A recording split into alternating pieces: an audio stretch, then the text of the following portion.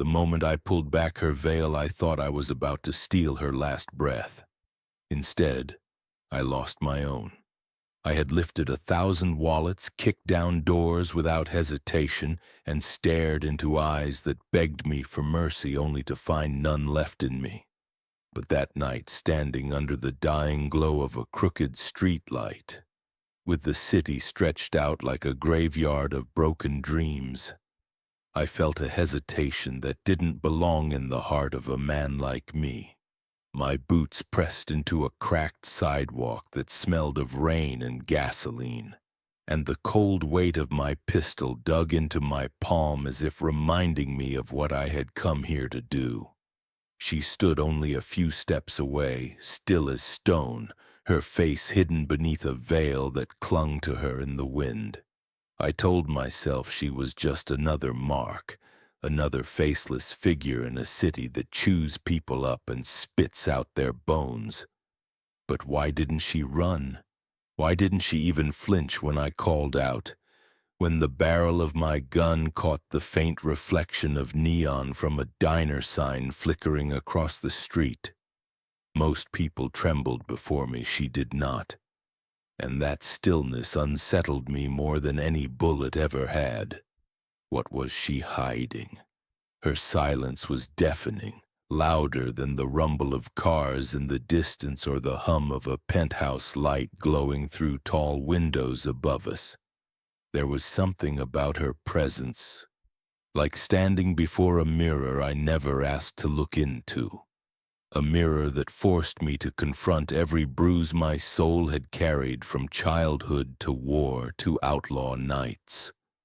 My life had been a string of missed connections, friends who betrayed me, family I never truly had, women who disappeared into the night after using me as I used them.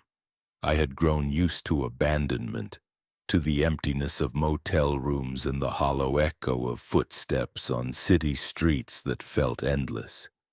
But this silence told me she carried abandonment too. I stepped closer and the smell of her veil hit me, like rain-soaked linen, like time itself refusing to reveal its secrets too quickly. My heart tightened, not with fear but with recognition. And recognition is always more dangerous than hatred. I reached for the veil slowly, not with the brutality I was known for, but with a trembling curiosity I hadn't felt since I was a boy, staring out of foster care windows, wondering if someone would ever come back for me. My fingers brushed the edge of the fabric, and for the first time in years I realized my hand was shaking. I told myself it was just the cold, the rain, the exhaustion of a man too long in the game. But deep down, I knew better. This wasn't about theft. This wasn't about survival. This was about facing something I wasn't ready to face. When I pulled the veil back, the world seemed to pause. The sound of a car horn in the distance, the hiss of rain down gutters, even my own breath. All of it stilled as though the universe itself leaned in to witness what I was about to see. And then I saw her. Her face wasn't broken, but it bore the kind of scars that speak louder than beauty ever could. A mark etched into her skin glowed faintly beneath the streetlight, not supernatural, not glowing like fire, but burning with the unmistakable weight of history, pain, and resilience. It was the kind of mark that says, I have survived things you will never understand. Her eyes rose to meet mine, and I swear I felt stripped bare, like every wound I'd buried under layers of savagery had been pulled out into the open. Her gaze was not pleading. It was not afraid. It was something worse. It was knowing, and that knowing was unbearable. I should have pulled the trigger right then, ended the night, erased the moment before it left any more cracks in my armor. But instead I hesitated. My pistol, the same weapon that had steadied me through years of violence, suddenly felt heavy in my hand, so heavy it almost slipped from my grasp. In her eyes I saw the reflection of my own loneliness, the faceless attraction of two broken souls caught in the same storm, pulled together not by choice but by some cruel twist of fate. And for the first time I realized survival wasn't about stealing or killing. Survival was about recognizing the pieces of yourself you thought you had lost in someone else's eyes. But what did it mean that I saw it in her? I wanted to ask her who she was. I wanted to demand the story behind her silence, behind the scar, behind the veil that had kept the world from seeing her truth. But I couldn't. My throat felt locked, my voice strangled by the weight of unspoken questions, and then something shifted. Her lips moved. I didn't hear the sound. I didn't know if she whispered my name or a prayer or a curse. All I knew was that my chest tightened, my heart hammered against my ribs, and the distance between us collapsed without a single step being taken. She hadn't spoken out loud, but I had heard her just the same. My gun slipped from my hand, and in that silence I knew I was no longer the predator. Men say I was born a savage. The truth? I was made into one. I wasn't born with this weight in my chest or blood on my hands. I wasn't a savage child clawing at the world. I was made into one, piece by piece, by betrayal, by war, by abandonment, until there was nothing left of the boy I once was except the hollow echo of a name whispered in the dark.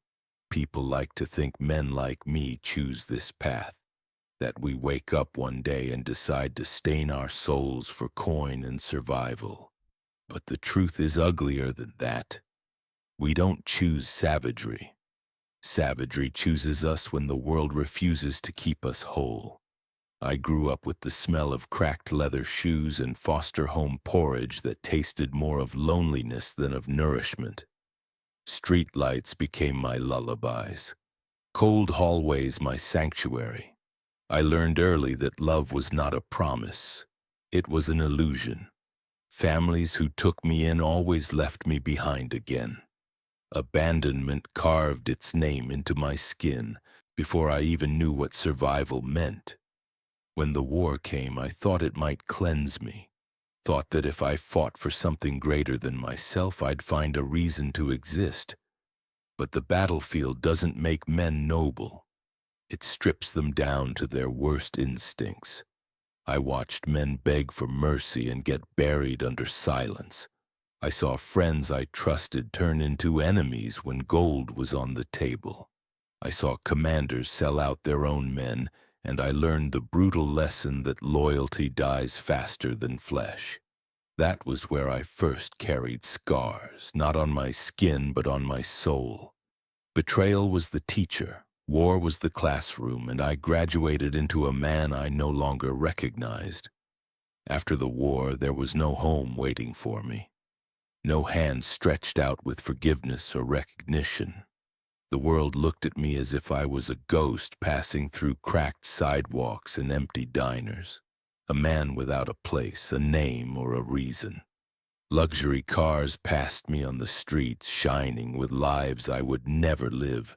Penthouse windows glowed with warmth I would never feel. I was the shadow beneath them, faceless, forgotten. So I built my creed: survive at all costs. Don't trust, don't care, don't love. Those were the rules that kept me breathing when the world wanted me buried. I wore my savagery like armor, convincing myself it was strength, though deep down I knew it was only another kind of wound. I robbed because it was easier than starving. I fought because it was easier than surrendering. I killed because sometimes the only choice left is whether to be the predator or the prey. And for years I thought that was all I was destined to be, a scar walking in human skin. But then I saw her. That night when I pulled her veil away and the truth stared back at me through her scarred face and unbroken eyes, something cracked inside me. She wasn't just a woman hiding behind fabric, she was a mirror held up against me. A reflection of everything I had buried. pain, survival, resilience. For the first time in years, I questioned my creed. Was survival really about killing and stealing, or was it about finding the one thing worth protecting even in a world that had stolen everything from you? Her silence that night spoke to my silence.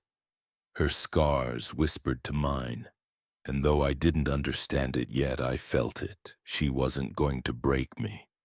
She was going to reveal that I had already been broken all along. And yet, when I looked into her eyes that night, I felt the cracks in my own armor widening. Most women I cornered begged. She didn't even blink.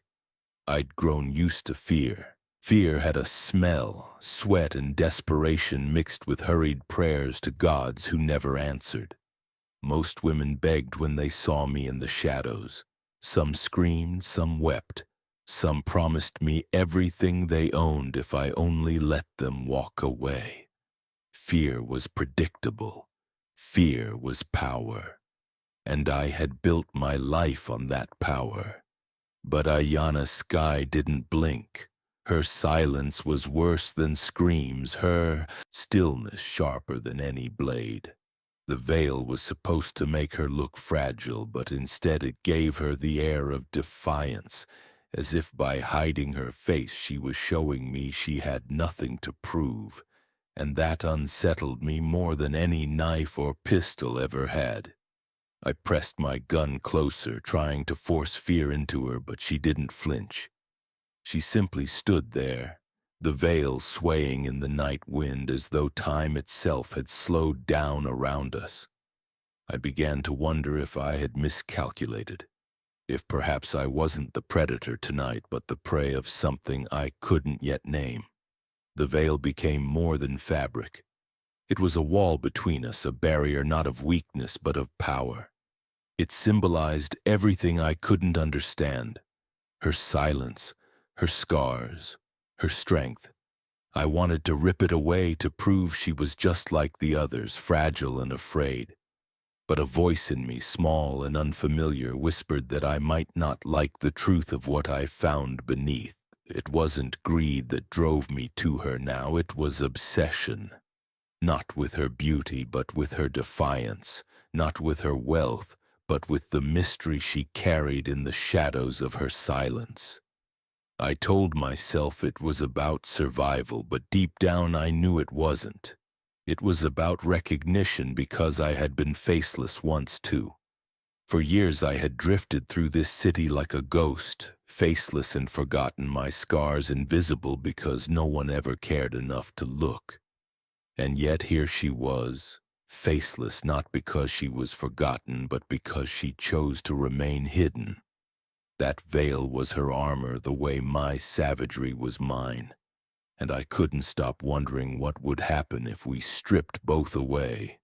Her head tilted slightly, just enough for the streetlight to catch her eyes through the thin fabric. They locked onto mine, and the air between us shifted. I felt exposed, unarmed, even though my pistol was still in my hand. My chest tightened with something dangerously close to shame, and for a moment I didn't know whether I was the one holding her hostage, or if she was the one holding me. I wanted to speak, but the words caught in my throat. I wanted to demand her name, her truth, her weakness. But all I did was stare, and all she gave me was silence. Silence so heavy it threatened to drown me, and then it happened. I swore I saw her lips move like she was about to speak my name. I thought the veil would hide weakness, instead it concealed power. The fabric trembled between my fingers, a whisper of cloth that weighed more than any weapon I had ever carried. I had seen men bleed out in battle, seen their faces twist with fear, but nothing unnerved me like the thought of what lay beneath that veil. I expected fragility, weakness, maybe even beauty that could be used against her. What I found instead shook me to my core. As the veil slid down, moonlight broke through the clouds and caught her skin. The mark stretched across her cheek, not a scar of shame, but a sacred engraving, deep weapon, deliberate, as though carved by history itself. It glimmered faintly in the silver glow, not like magic, but like memory, a brand of survival, a reminder that she had endured storms I could not fathom. Her eyes lifted to mine, and in them I saw no fear, only power.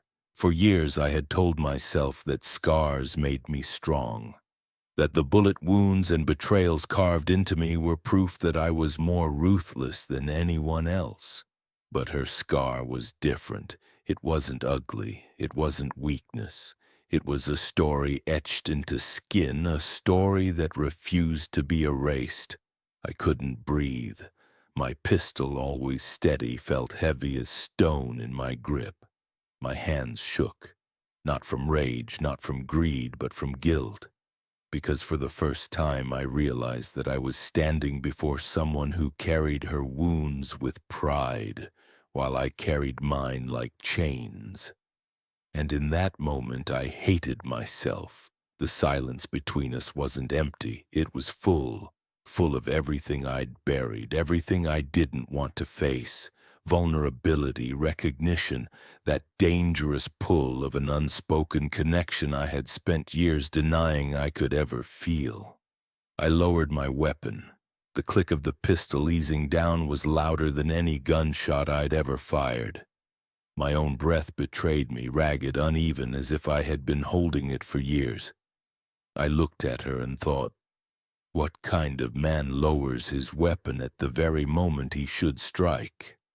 The answer terrified me. Her veil slipped fully into my hand, and I didn't know what to do with it. The cloth was weightless, yet it felt like holding the truth itself, something I wasn't worthy of, something I couldn't put back even if I tried. She didn't speak. She didn't need to. Her silence told me everything I wasn't ready to hear. I wanted to ask what the mark meant, who had given it to her, why she carried it like a crown instead of hiding it like shame. But the questions tangled in my throat, and all I could do was stare. And then, just as I thought the night had finally fallen still, it shattered. And that's when I heard the branches snap behind me. Someone else had been watching. Her face wasn't just scarred, it was storied. The sound of snapping branches froze my blood. I spun around, pistol raised again, but the trees behind us swallowed the movement before I could place it. Whoever or whatever had been watching melted back into the shadows, leaving only silence in its wake. When I turned back, she was still staring at me, her unveiled face steady, her mark burning beneath the starlight. I should have demanded answers. I should have forced the truth from her lips, but instead I found myself lowering the gun again, unable to aim at her, unable to turn away. Her scar wasn't just a mark of survival. It was a story. When she finally spoke, her voice was soft, cracked like glass but strong enough to cut. She told me fragments, never the whole truth, pieces of a puzzle I didn't yet understand. She spoke of a people erased, of fires that consumed entire homes, of children taken in the night. She spoke of betrayal not from enemies, but from those who once called themselves protectors. Every word echoed my own past, my own betrayals, the wars I had fought for men who never deserved my loyalty. Her pain mirrored mine, yet she wore it differently. I buried mine under savagery. She carried hers openly, like a banner no enemy could tear down. And I didn't know whether to admire her or fear her for it. Her mark, she explained, was not just a scar.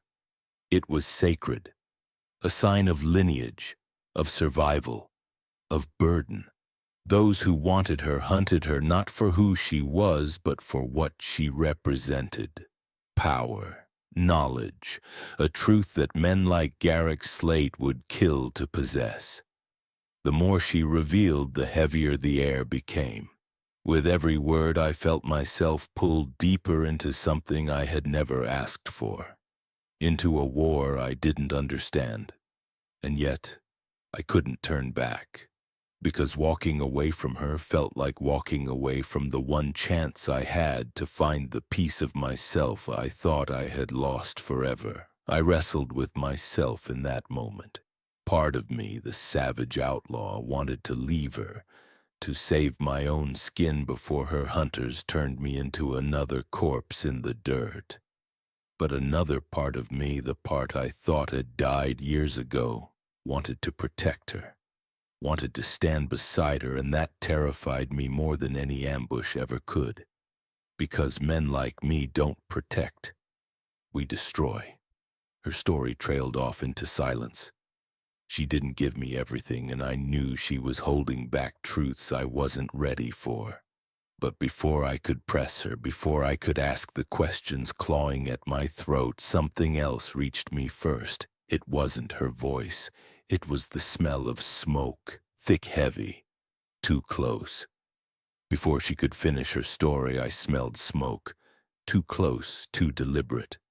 When she finally spoke, her words cut deeper than any blade.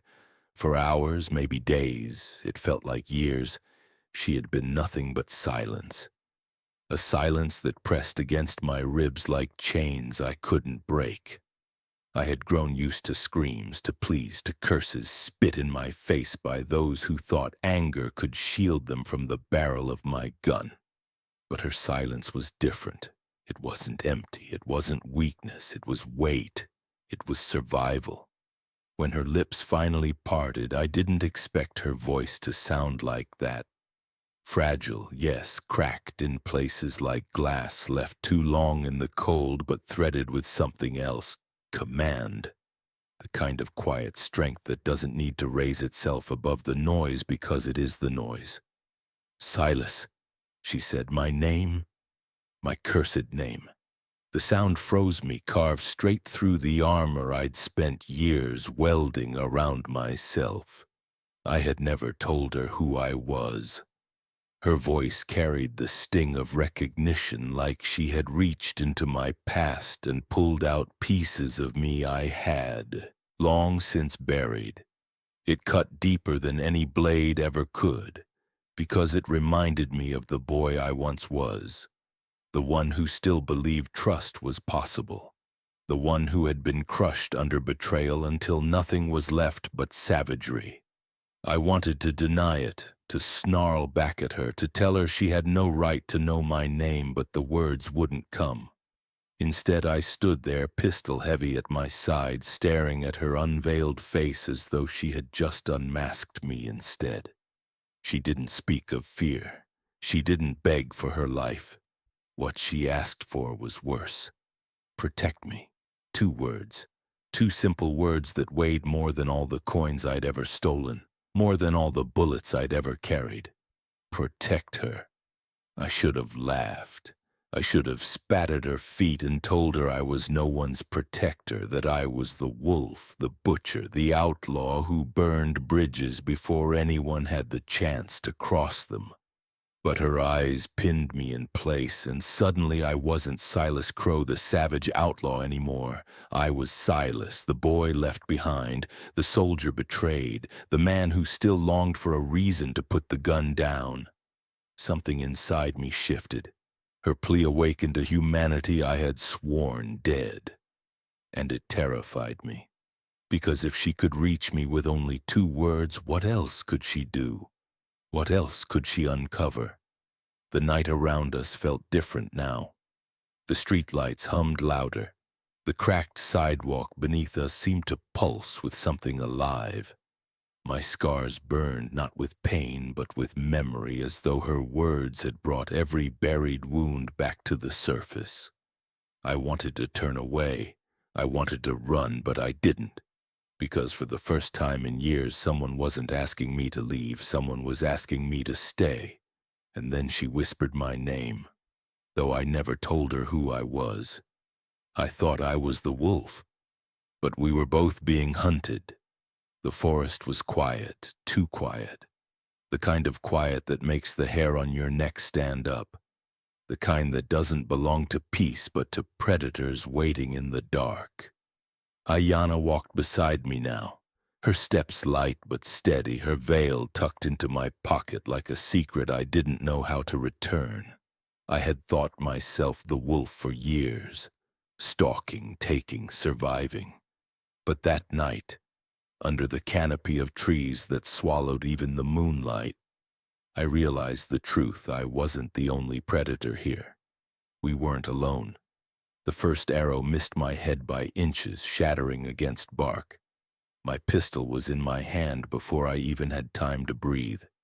They emerged from the shadows like phantoms, rifles gleaming under the pale sliver of moon. Garrick Slate led them, his scarred face twisted into a smile I'd seen too many times before. He was a man who enjoyed the hunt, not for the prize, but for the suffering along the way. And tonight I was the prize. "Crow," he called out, voice dripping with venom. "Didn't expect to find you playing bodyguard to a marked woman. You've fallen far." His men circled us, outnumbering me 5-1. The air was thick with the stench of gunpowder and anticipation. I should have left her then. I should have walked away, let them take her, and saved my own cursed skin. But I couldn't. Not after what she had whispered. Not after the way her voice had cracked me open. Still, the odds were impossible. My gun was steady, but my hand wasn't enough to hold back what surrounded us. My heart pounded, every beat screaming the choice I didn't want to make. Abandon her and live, or fight for her and die. Her eyes found mine through the chaos. They didn't beg. They didn't demand. They just asked one silent question. "Will you run again?" And for the first time in years, I didn't know the answer. I raised my gun, breath caught in my throat. But I didn't aim at her. I didn't aim at Garrick either. I raised my gun. Not at her, not at them, but at the sky, and pulled the trigger. By sunrise, we weren't strangers anymore. We were fugitives bound by blood. The night bled into dawn as we ran, our shadows stretching across cracked sidewalks. Broken neon signs flickering above shuttered diners that hadn't seen warmth in years. The city was behind us, but its scars clung to me like a second skin. Foster homes, empty apartments, the smell of cigarettes on penthouse balconies that belonged to men who never knew hunger. Ayana moved beside me, her breath ragged but steady, her silence a reminder that our bond wasn't built on trust yet. It was built on survival, and survival has always been temporary. But survival changes when blood is spilled together. We crashed through the tree line, the wilderness swallowing us whole. The earth smelled of wet leaves and gunpowder, the branches clawing at us like desperate hands trying to drag us back. I didn't know if she trusted me, not truly, but the way her fingers brushed mine when we stumbled forward told me she understood something unspoken. Sometimes survival means holding on to the very hand you want to let go of. Yet I couldn't ignore the truth scratching at me. What if I was just another mistake she couldn't afford? As daylight crept in, I stole glances at her face, unveiled now, raw and unflinching. Her scar was not just a mark, it was defiance carved into skin. But behind her strength I saw flashes of something else. A hidden fragility. A silence that wasn't just chosen but forced. I wanted to ask about her past, about the meaning of her mark, about why her voice carried my name even though I'd never given it. But I didn't, because sometimes asking questions is worse than living with silence. And silence has a way of revealing more than answers ever could. We stopped by a stream and she finally looked at me as if weighing whether I deserved even fragments of the truth.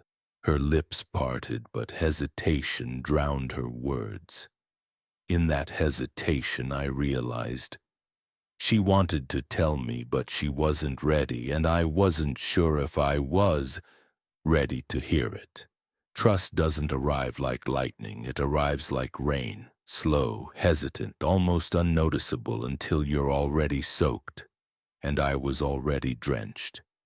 But when we reached the river, I saw torches waiting on the other side. The chains on my wrists weren't half as heavy as the shame in my chest. They caught me before I even had the chance to fight. Garrick's men swarmed us like wolves, dragging me down into the dirt, boots pounding against my ribs until I felt bone crack. The weight of chains clamped around my wrists, but the real prison wasn't iron, it was shame. Shame that I had promised myself I wouldn't run this time, and yet here I was, helpless again. Ayanna screamed, but her voice was cut short, smothered under the fists of men who saw her not as human but as prize. And I lay there, bleeding into the mud, realizing that my savagery meant nothing when it couldn't protect her. They dragged me into the clearing, propped me against a rotting post, and laughed. My face was swollen, my body broken, but it wasn't the pain that ate at me. It was the memory of every time I'd failed before, every soldier I'd left behind, every child I hadn't saved, every woman I'd robbed and abandoned in alleyways. And now it felt like history wasn't just repeating, it was finishing me. Ayanna was pulled away from me, her scarred face turned toward the ground. I wanted to call out, to tell her I was still here, that I wasn't going to abandon her. But my lips were split, my voice drowned in blood. Her eyes flicked toward me for a moment, just one moment, and in that moment I begged her silently, "Don't give up on me." But the look she gave me wasn't hope. It was something else, something I couldn't yet name. The world blurred around me, pain dimming my vision. My breath came shallow, my heart slowing. Maybe this was it. Maybe this was where the savage outlaw ended. Not with glory, not with redemption, but chained to a post while the only person who ever made me question my life was dragged away.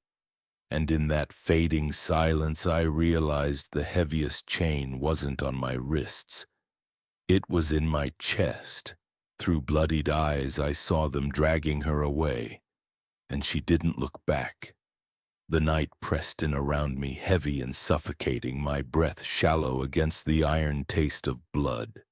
The men thought they'd left me broken, left me to rot in chains, but something inside me refused to go quiet. I wasn't ready to die, not yet, not like this. Because dying meant leaving her to face Garrick alone. I tested the chains, my wrists burning against rusted iron. My strength was gone, but something deeper flared to life, a fire I thought had long since died. For years I had killed for survival. Now for the first time I wanted to fight for something more. Her voice haunted me. Her plea, "Protect me," echoed in my skull louder than any war drum. That was my purpose now, not gold, not vengeance. Her. I forced my body against the restraints until my skin tore, blood slicking the cuffs. Pain screamed through me, but pain no longer mattered. Pain was nothing compared to failure. I pulled until the chain snapped free, the sound of breaking iron louder than thunder in the night. I was free, but freedom meant nothing without her. I followed their trail through the forest, my vision blurred but my senses sharp. Every snapped twig, every torch in the distance, every echo of Garrick's cruel laughter pulled me closer. My body was breaking, but my will was unbroken. And when I finally reached the camp, the firelight painted a scene I wasn't prepared for. When I finally reached their camp, I didn't find her in chains. I found her on her knees with Garrick's pistol at her head. The blood I spilled that night wasn't for survival, it was for redemption. The moment I stepped into the ring of firelight, I felt the old hunger for violence pull at me like a tide I had once obeyed without question. Yet something inside me had shifted since the first time I lifted her veil. And now the pull wasn't for coins or pride or the right to live one more hour in a city that had never loved me. It was for the thin thread of trust that had been stitched between us in silence and fear and long walks under streetlights that reminded me of cracked sidewalks outside all-night diners where I used to sit and watch luxury cars pass like constellations I'd never touch. And as Garrick's men closed in, the moon caught my blade like a mirror and showed me a face I barely recognized. A man who would finally choose what kind of blood he could live with on his hands, though I had no idea what it would cost to choose it now. They came in hard and in numbers because that was Garrick's way. Laughter sharp as gravel, boots thudding against the earth with the rhythm of a war drum that took me back to a different battlefield where uniforms lied and orders killed, and I let them surround me because I needed their arrogance to bring them close, to smell the sour confidence on their breath and hear the brittle edge in their confidence when they finally understood I would not run. And when the first rifle flashed, I moved through the smoke and sparks like the soldier I swore I'd never be again. Striking low, driving up, turning bodies into obstacles and obstacles into cover. Feeling the old machine in me wake with terrible precision while I prayed the man I was becoming would be the one left standing when silence returned. Gunfire tore the night into jagged pieces and the air tasted like iron and ash. And somewhere beyond the press of bodies, Ayana's voice did not cry out because she had learned what silence could do. How it could make a man listen harder than he ever listened to screams. And I fought with that silence in my chest like a second heartbeat, pivoting, parrying, catching a wrist and breaking it so the knife clattered into firelight. And each time a man fell, I felt not triumph but the strange ache of recognition. Because these weren't monsters, they were survivors too. Men who belonged to Garrick because they had nowhere else to belong, which was exactly the kind of belonging that had made me savage once. I wanted to end it, quickly to carve a path to her and pull her away from this ring of memory and smoke and old ghosts. But Garrick knew me and he knew how to stall the heart of a fighter. So he kept his distance and called out my name like a curse that he enjoyed pronouncing, telling stories loud enough for his men to hear about the boy I once was in foster care corridors that smelled like disinfectant and disappointments, the boy who waited for letters that never came and for mirrors that would show him anyone but himself. And while his words dragged me backward, the present kept rushing forward with every bullet and every blade, and I realized he was building a different kind of cage around me, made not of iron, but of shame. The line broke and then reformed like a wave, and through the gap I saw her kneeling where he had left her, dawn-gray shawl thrown across the dirt like a surrender flag that wasn't hers. Her scar lit by the fire as if history itself had stepped up to witness, and I thought of all the times I had walked past the glowing windows of penthouses where people toasted victories in rooms full of glass and emptiness, and how this clearing in the woods was a more honest room.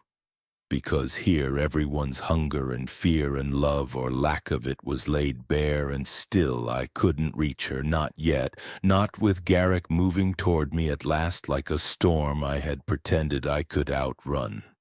When he came laughing, and the sound was more painful than any blow because it carried recognition, carried a map of the bruised past we shared.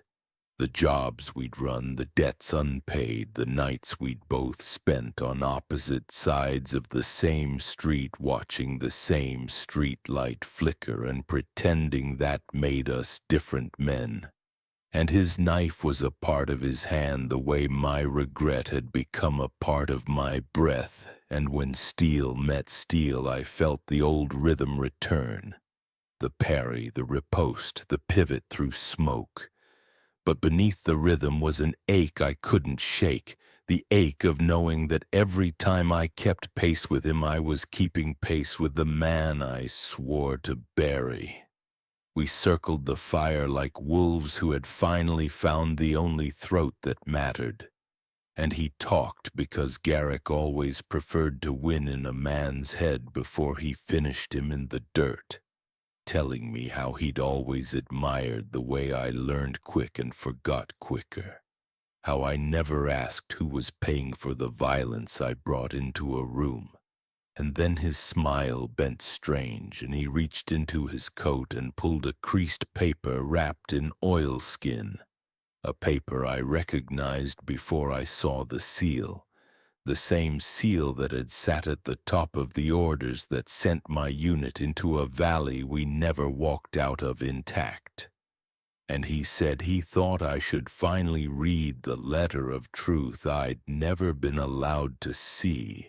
He tossed it at my feet and I stepped back because some part of me still believed that not knowing hurt less than knowing.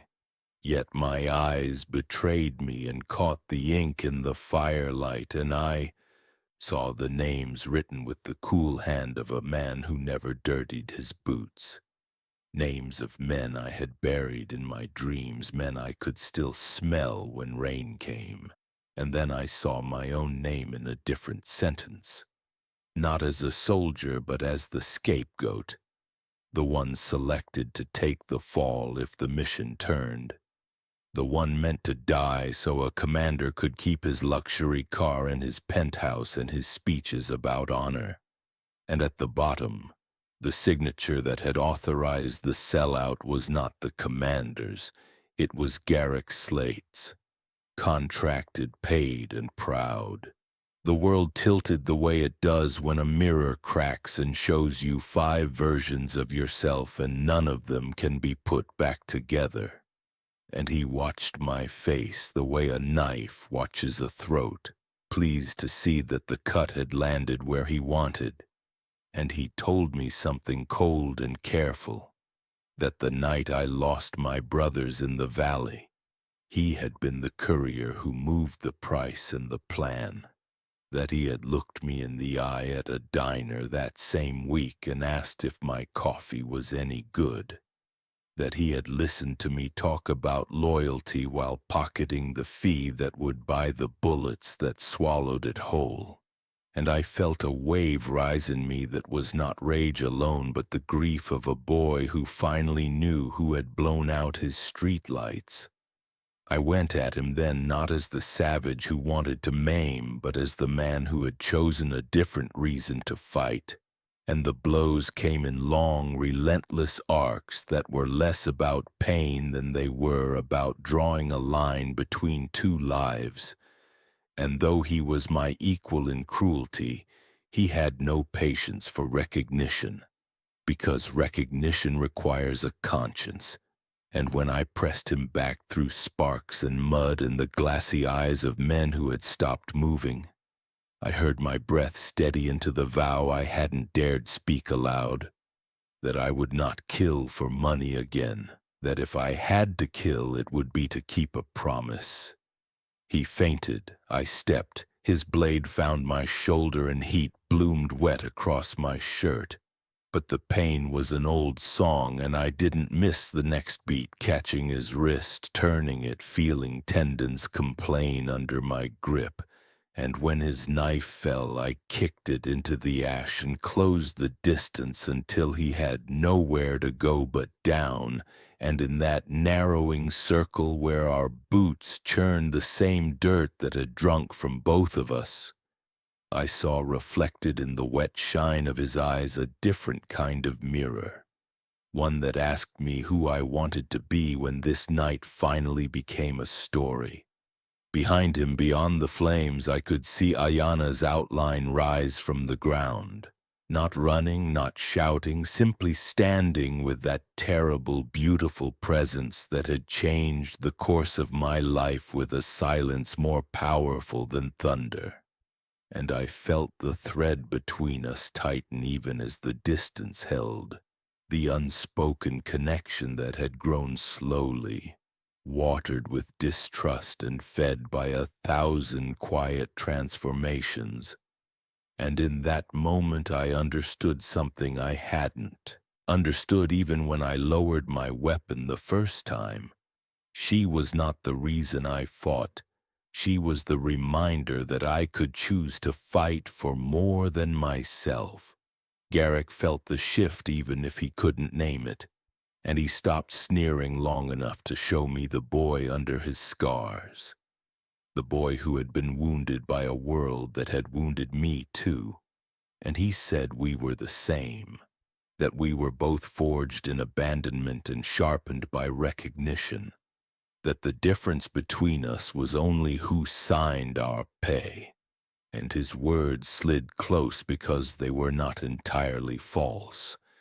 But truth can be a blade or a bridge, and I chose the bridge, stepping where he never would, crossing into a life where the letter of truth would not be written by men like him again.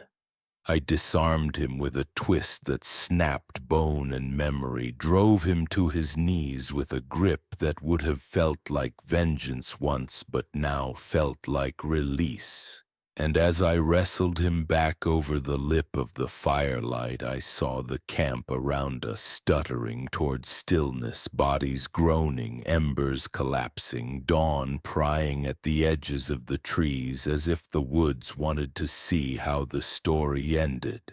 And all at once, the years I had spent hiding in the faceless dark collapsed into a single breath that tasted of pine and smoke and the salt of my own blood. And I knew I could either end the man who had ended so many chapters of my life, or I could end the chapter of man I had been. I thought of the clinic whose lights I had passed 100 times and never entered. The one with a sign in the window that said second chances in letters so simple they felt like a dare. And I thought of the missed connections I had chosen, of women I had left in rooms that smelled of cheap coffee and fresh regret, of the mirror in a motel where I had practiced not caring, of the night under streetlights when a veiled stranger made me fail at it for the first time. And I understood that forgiveness is not a story you tell another man. It is the sentence you finally allow yourself to finish, though I did not know if I had the courage to write its last word with Ayana watching. He spat blood and names at my boots, told me the contract for her mark was worth more than any soldier's life, and that if I let him stand he would hunt us to the end of the world, and I believed him because predators do not retire, they simply grow older. And I believed myself when I answered nothing, because I have learned that the most honest replies are sometimes made of silence. Yet my silence broke when I felt the blade in my hand ask a question of my arm, and I drew it across the space between us until it kissed his throat with a promise it was ready to keep if I let it. I pressed him back until his shoulders found a stump and his breath found its fear. And the men who were still able to watch did, their eyes bright with the possibility of a new order by dawn.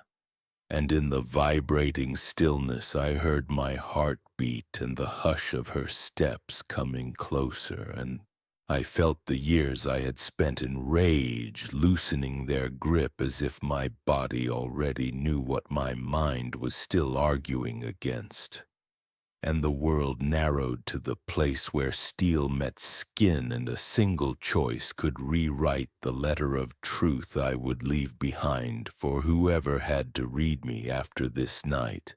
I leaned in so he could hear my voice over the crackle of dying embers, and I told him the blood I had taken tonight was not currency, not a receipt for another day in a city that had forgotten me, but the ink I was using to cross out the man he had helped write, and the blade steadied because my hands steadied because for the first time I understood that redemption is not gentleness.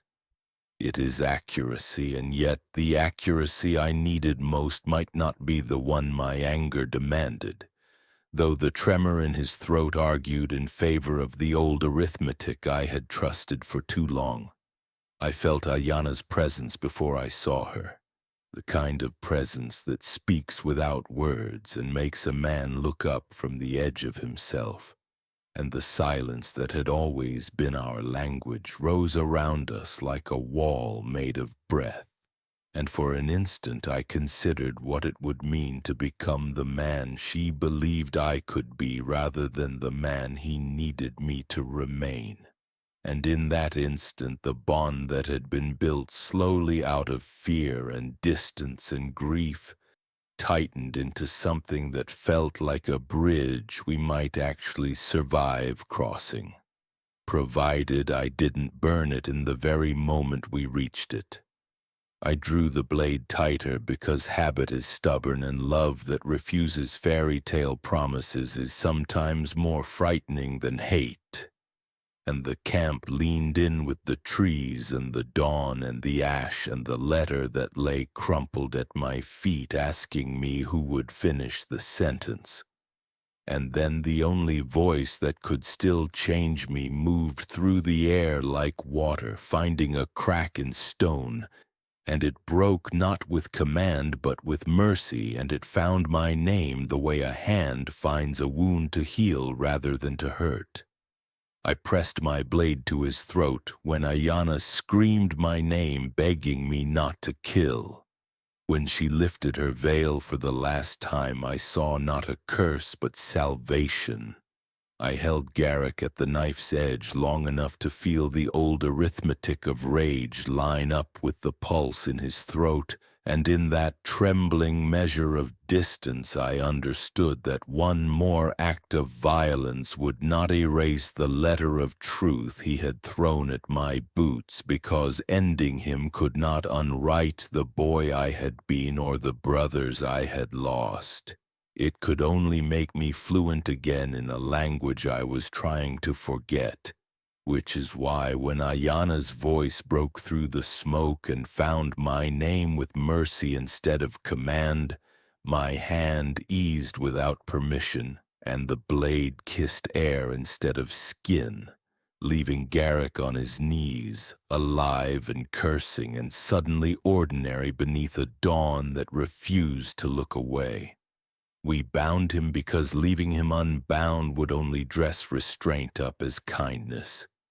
And I told his men, those who could still stand and still listen, that this was the last night my shadow would march beneath his, that whatever debts had tied us were cut, and that if they wanted a different kind of survival, there was a road that did not require a throat at their feet. Though I knew some roads are harder to see when you have lived too long in someone else's footprints and the ash of his fire still smudged your hands. Ayana stepped closer only when the ring of danger broke, her silence the anchor that steadied me more than the knife ever had. And when she looked at me, there was no triumph in her eyes, only the quiet recognition that what matters is not that a man can be lethal, but that he can choose not to be when every scar in him is screaming for the old answer. A recognition that felt like the opening of a door I used to dream was welded shut. Garrick laughed his small laugh that always sounded like a hinge that needed oil, swearing I would come hunting him by winter. swearing I could no more live without the work than he could live without the pay. And before his promises could stain the air any darker, I tore the creased order from the mud and folded it once along the crease where my name had been written as the designated fall. Because some pages are not meant for flame, no matter how good burning might feel. They are meant to be carried until the weight of them is transformed into something you can finally put down. We walked until the fire became only an orange memory at our backs, the forest rinsing us in a hush that did not erase what had happened, but made room around it. And the sun shouldered its way through the trees like a tired truth returning to a house it once owned, while every step forward felt like a negotiation with my old life. A negotiation I was willing to lose if it meant the boy in me could stand up for the first time and look out a window that wasn't barred by bitterness.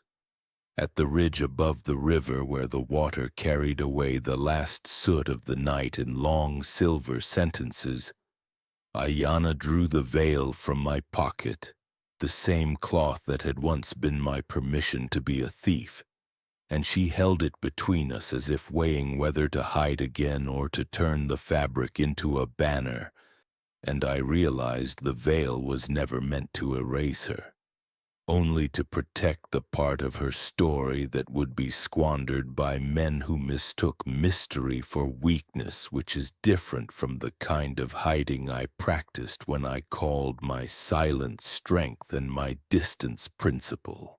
She lifted the veil to her hairline and then did not cover her face, not because the world had grown gentler in one night, but because something in me had. She raised it the way a survivor raises a glass to the dead and the living alike, a ritual that says the wound does not own me. And then she dropped the cloth over my hands where the rope burns still stung from my escape. And that was the first time I understood what it meant when she told me without telling me that her mark was not an inheritance of shame. It was the doorway through which hope leaves and returns. You saw it when you had the least right, she said finally, her voice steady the way mountain water is steady even when it runs fast. And you chose to see me after, which sounded like a sentence stitched from the same thread as forgiveness, though she did not offer it the way a priest would. She offered it the way a traveler offers water on a hot road. And I held the cloth while the river took the last cold out of the wind and folded it back to her as if returning a future, because that is what her trust felt like in my hands. Something that must be carried carefully if it is going to make it where it's going. We did not speak of love because love has been marketed with gilded promises that never fit the bruised architecture of people like us. But what moved between us then was its unadvertised cousin. Emotional intimacy built out of unspoken connection, slow and exacting. The kind that earns interest over time rather than exploding into fireworks that disappear before the smoke clears.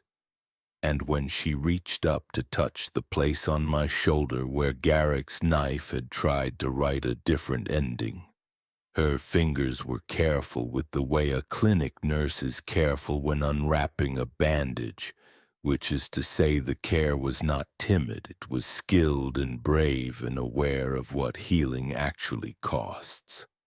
She told me what the mark on her face carried and what it did not, that it bound her to a line of women who learned to survive without permission, that it called others home when they were scattered by men's wars, that it had been hunted because power prefers its symbols to sit obediently on banners rather than beating in the blood of a woman who refuses to stand where she is pointed.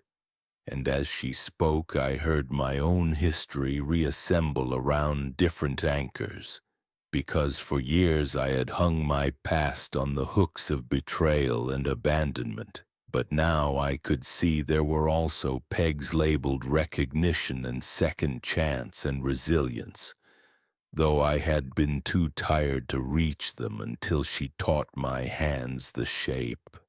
We came down from the ridge in a silence that no longer felt like loneliness, the kind of silence you keep when a letter is being written in your chest and you do not want to spill the ink by speaking.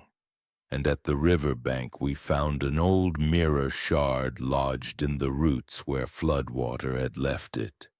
The glass clouded but loyal enough to hold the truth, and when I held it up I did not search for the outlaw who knew exactly how to vanish from every room. I searched for the man who might stay when staying was inconvenient and frightening, and for the first time my reflection did not feel like a fugitive in my skin. We reached the old road as noon leaned over the hills, a road that would lead back to a city that remembered my footsteps even if it had never learned my name, and I imagined the route as if it were a tour through every room I had once been too ashamed to re-enter. The diner with the chipped counter where I had traced coffee rings like crop circles around my own emptiness. The foster home stoop where a younger me learned how to pack his heart light because it kept getting dropped. The gleam of luxury cars idling outside penthouses stuffed with the kind of emptiness you can afford, and the clinic near the transit line with a hand-painted sign that read Second Chance, where I had paused 100 times and kept walking. Each pause a missed connection that might finally be unmissed. I asked her what she would do if we made it past the next bend without Garrick's shadow unfurling over us, and she said she would go where her people waited for a signal that had nothing to do with guns and everything to do with the quiet math of gathering, that she would stand in the place where the first woman who carried her mark had stood and lift her veil, not to reveal herself to men but to greet the ones who had been hunting safety all their lives. And I understood that redemption for me might look like escorting her to that threshold and not stepping over it, because not every door a man can open is meant for him to walk through.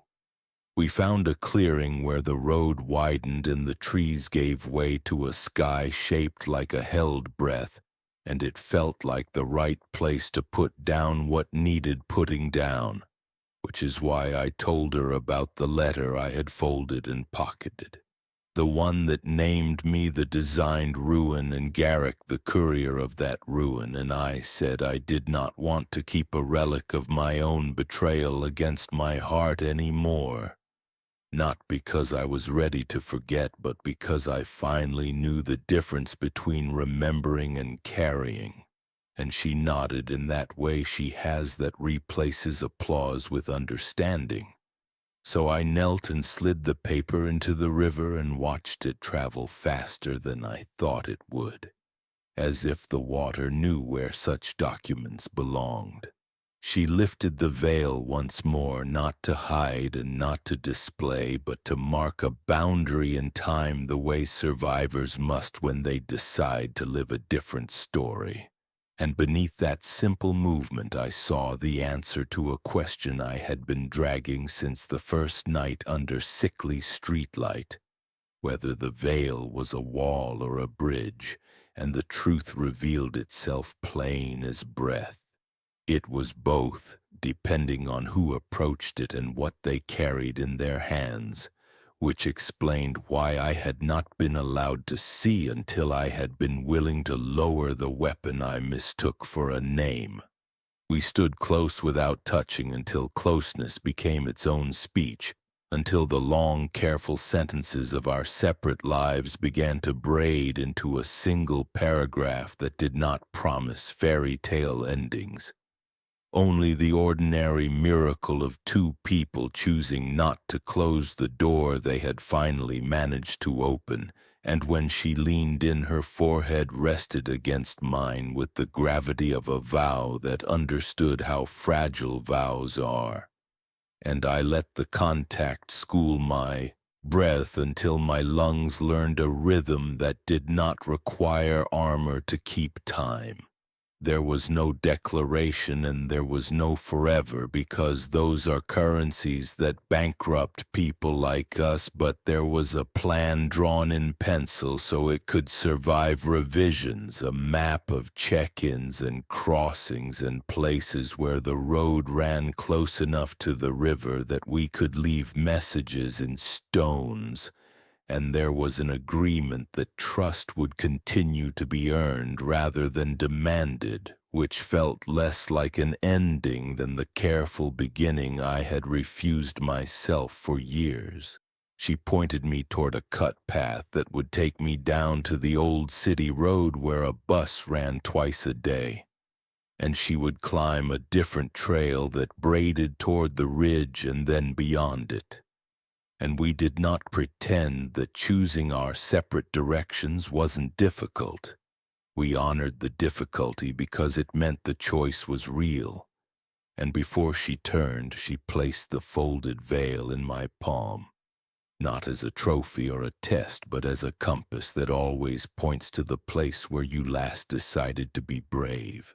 As she walked away, the forest did not swallow her the way forests swallow confessions. It framed her like a doorway a patient carpenter has been building for years, and the sunlight warmed the curve of her scar until it looked less like a wound and more like script. The living script I had learned to read only after failing to translate her silence into fear. And I waited long enough to be sure my waiting wasn't a plea and wasn't a trap. It was simply respect standing still until another person's future took its first clean steps.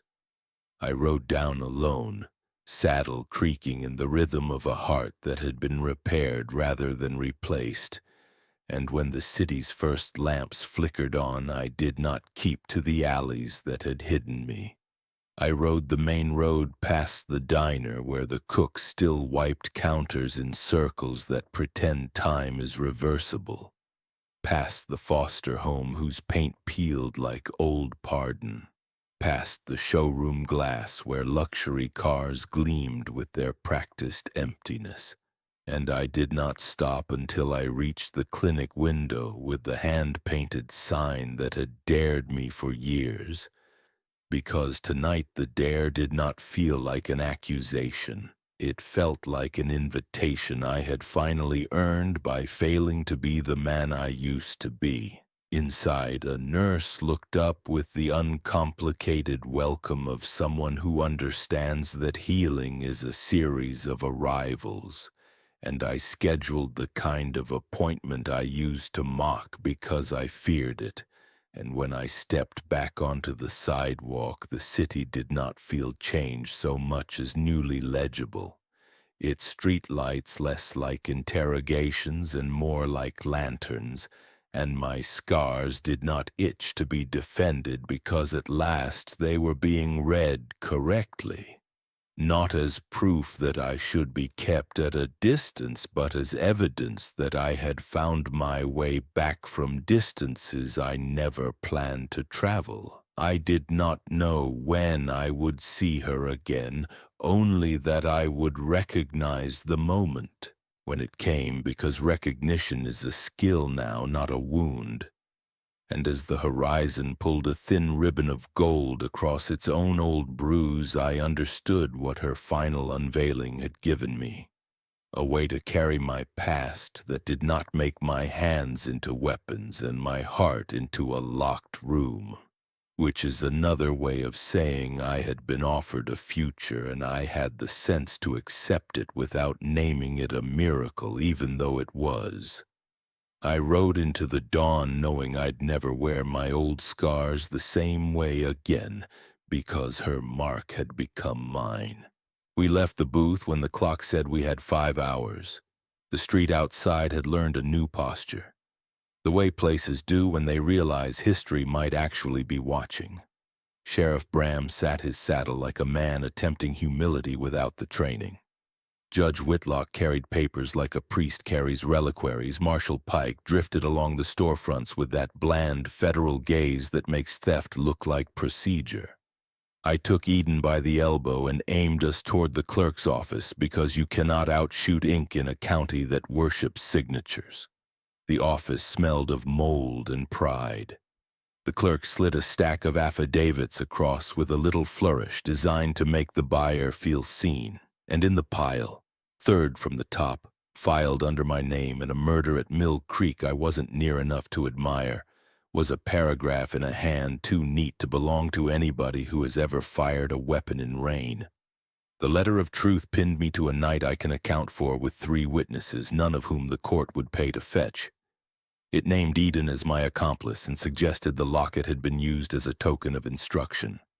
Convenient, I said, and the clerk shrugged because convenience is the county's native language, and I folded the paper once and took it to the horse trough where the surface throws your face back at you with more honesty than the barbershop plate. In that wavering mirror reflection, I looked older than I have any right to be and more permanent than I deserve. I thought of the clinic of a second chance out by the spur, the one May had mentioned. The ledger page Bram had likely paid a nurse to misplace. The preacher who remembers for a price, and the way the town glances away from the exact moment responsibility approaches. I thought of Jonah's hymn laughing up a cut and the courier's bag tugging at its own conscience. Mostly I thought of the inside of Eden's locket.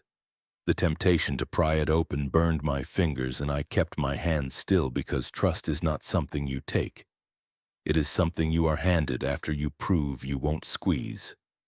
Back inside, May had cleaned our table as if worry could be rubbed out with circles, and the bell rang for the kind of customer who doesn't like to pay. Word of the gallows travels on free legs. I took my hat off because you lower your hat when you enter rooms that have kept you alive more than once, and I told May everything a person can say without turning noon into midnight, and she listened with that tired brightness women keep for men who are finally worth the expense. She didn't offer consolation. She offered logistics. If Whitlock's waving paper, she said, it came from Pike's pocket or Jonah's mouth. Then she reached beneath the counter, wiped her hands as if she needed them clean to touch what came next, and slid a folded piece toward me with the discretion of a smuggler moving medicine. May slid a folded paper across the diner counter, the letter of truth with my name forged at the bottom. In this county, ink kills slower than bullets, but it kills for longer, and the page May slid between my hands had the composure of a man who has already rehearsed his testimony in a mirror. The paper was smooth in the way dishonest things are often smooth, as if friction refused to get involved, and the signature at the bottom, my name drawn in a hand that had studied and corrected itself until the lie passed, turned my stomach in a way gunfire never has. Bullets announce themselves, signatures pretend to be polite. I read the paragraph 3 times without blinking so the words would quit moving. It placed me at Mill Creek on a night I spent sleeping upright in a freight office 2 towns away. It placed Eden beside me handing orders I never gave. It placed the locket as a token of command, as if brass can ride a county like a sheriff. It was, in short, the kind of paper knife Judge Whitlock prefers, because it allows him to perform order while hiring out the blood. The math was simple. Whitlock doesn't write fiction. He purchases it. Marshal Alden Pike supplies the ledger lines.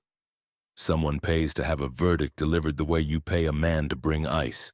Either Jonah Red sold him the story because he needed a retirement plan, or Pike wrote it himself and put my name where it would yield the most spectacle. I watched the ink dry as if it might confess. It did not. Papers do not regret. They expire. I folded the letter into my coat as if to quarantine it, and in the booth's silence presence, Eden sat with the kind of stillness that makes a room listen. We spoke by exchanging air. My breath slowed until hers matched, Hers steadied until mine remembered it had a reason. When she finally touched the locket, not to open it, only to acknowledge the weight of it, the diner's rattling window sounded like a question held a second too long. "Pike keeps a private ledger," May said, elbows on the counter like a boxer taking instruction. "It doesn't travel with the badge. It travels where money goes to forget its own name." She was telling me where to look without sending me into a wall. The clinic of a second chance had its own ledger, the one Bram had tried to thin. Somewhere between the clinic's pages and Pike's book was a receipt with enough dates to make the sheriff remember his star wasn't jewelry. I told Eden we needed the courthouse first because the clerk's office collects ghosts the way addicts collect trunks.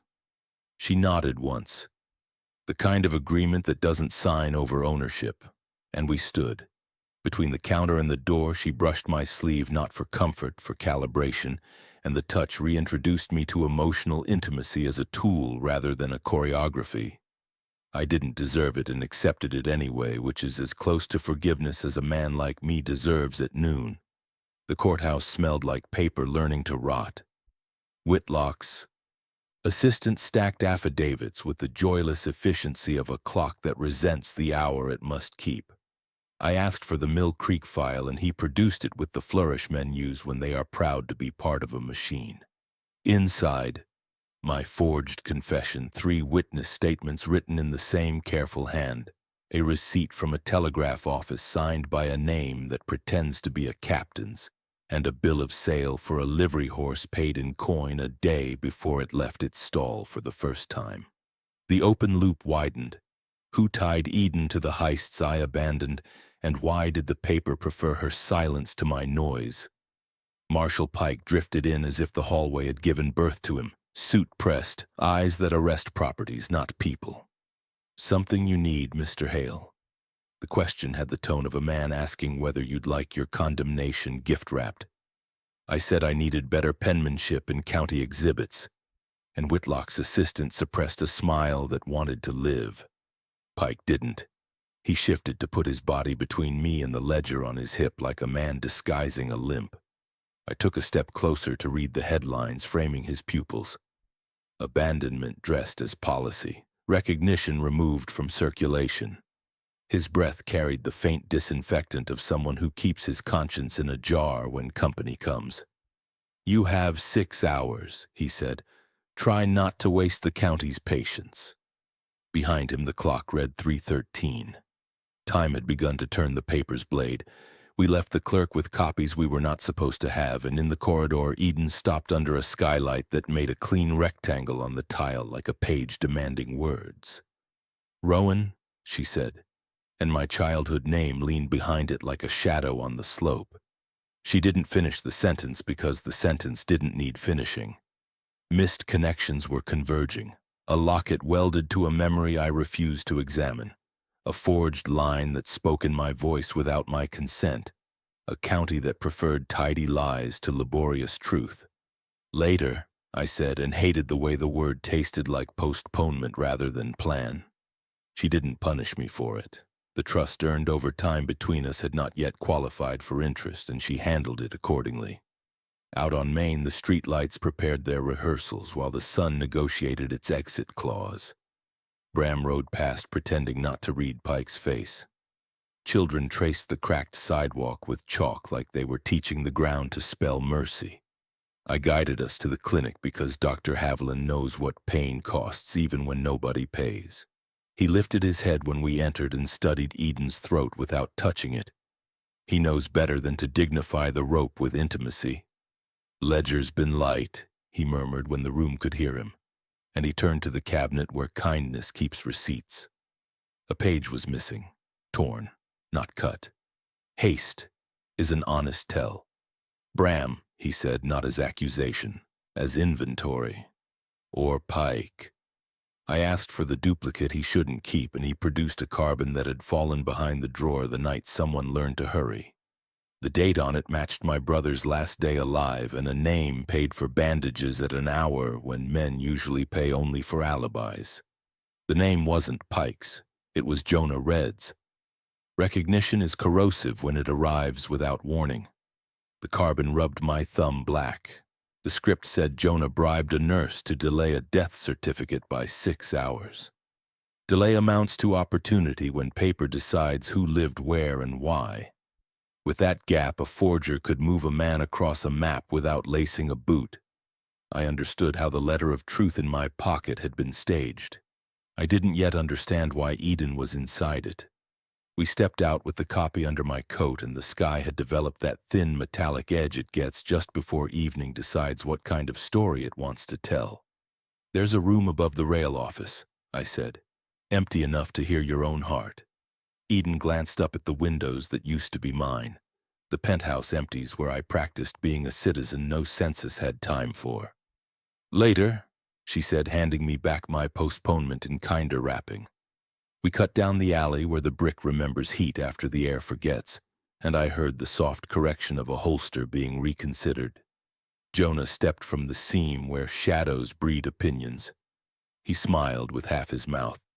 "You always were fond of libraries, Rowan," he said, nodding at the paper shape in my coat.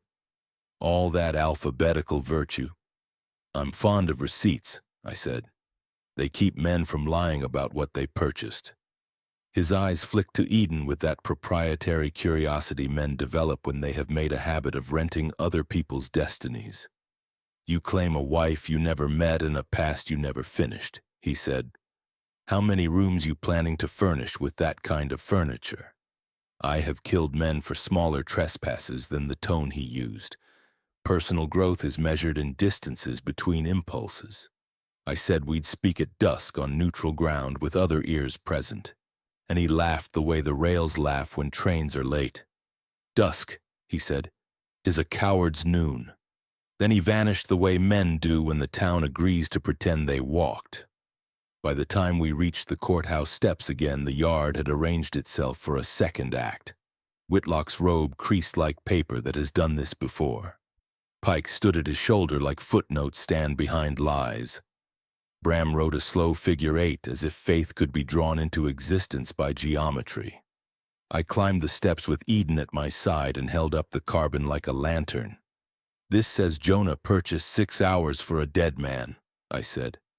"This says the county sells time to the highest bidder. This says your paper knives are dull when you cut toward the truth. Whitlock performed the proper offense." Pike did not. He looked instead at the courthouse door's mirror glass as if it might grade his posture. That was when the room inside the room shifted. In the glass, a sliver of the corridor stood up straighter than the rest and arranged 2 figures in the frame behind me like a footnote the chapter had hoped to forget. One wore the coat of a deputy who had learned how to be late to his duty on time. The other wore my youth like a habit borrowed from a better man. I didn't turn because ink has ears and paper carries echoes. I watched the figures arrive in the mirror's narrow permission, each step a small lecture about choices in their afterlives. And the air in my throat learned the size of a coin again. In the courthouse mirror, I saw 2 men behind me, and one of them was my past. You can taste a town's conscience in its coffee. Ours tasted like fear and old tin, the kind of metallic afterbite that clings to the tongue when men have learned to sweeten their stories with sugar but not their behavior. And as I shouldered Eden through the noon crowd toward May Delaney's back booth, I felt the square's eyes track us with that unblinking curiosity small places reserve for public sins and private miracles. And I kept my palm open where she could see it because silence presence is sometimes louder than any oath. And the bell over the diner door made its thin confession while the fan sighed above rows of faces that have learned to eat without tasting lest they accidentally recognize themselves in the flavor. May caught our approach the way a lighthouse catches a slow ship. Not by waving, not by warning, but by staying exactly where mercy is supposed to be, and she nodded toward the back where the vinyl has kept the shape of 100 conversations that refuse to be overheard. And I eased Eden into the corner that lets a person watch a room without asking the room to watch back. And the coffee arrived before we ordered because in towns like this, kindness is rehearsed as survival, though it often passes for routine.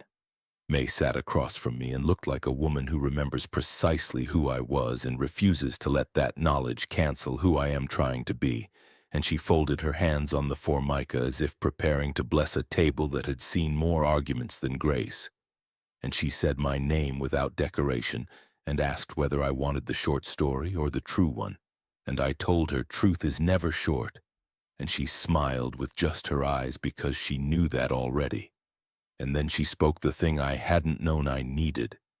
That years ago a woman with a locket and a voice like a held breath stood on the rail platform after midnight asking if anyone had seen Rowan Hale.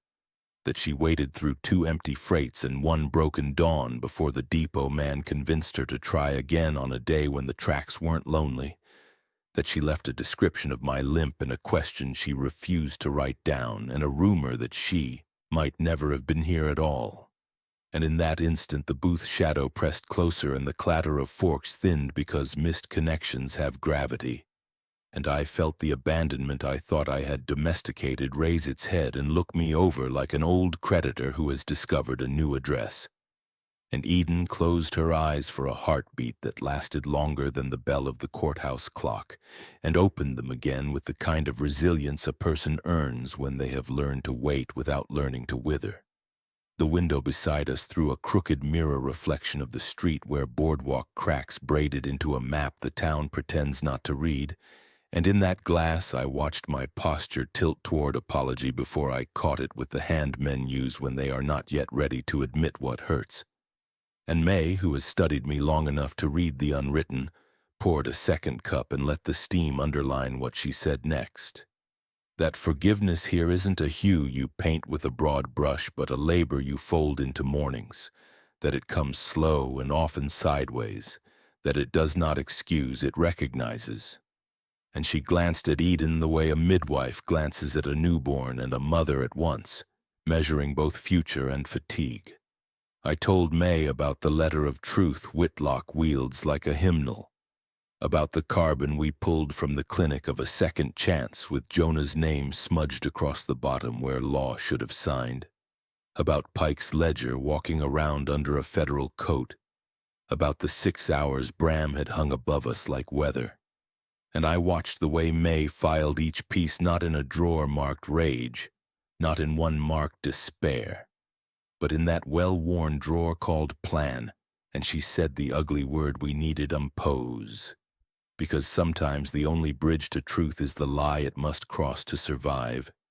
And she told me to lean into the husband I had claimed, to pull every court record that has my name trapped beneath an ink that wasn't mine, to find the original affidavit before Whitlock's clerk launders it into cleanliness, and to do it while the sun still feels generous and the counsel felt like a dry hand on the back of a drowning man, firm without flourish.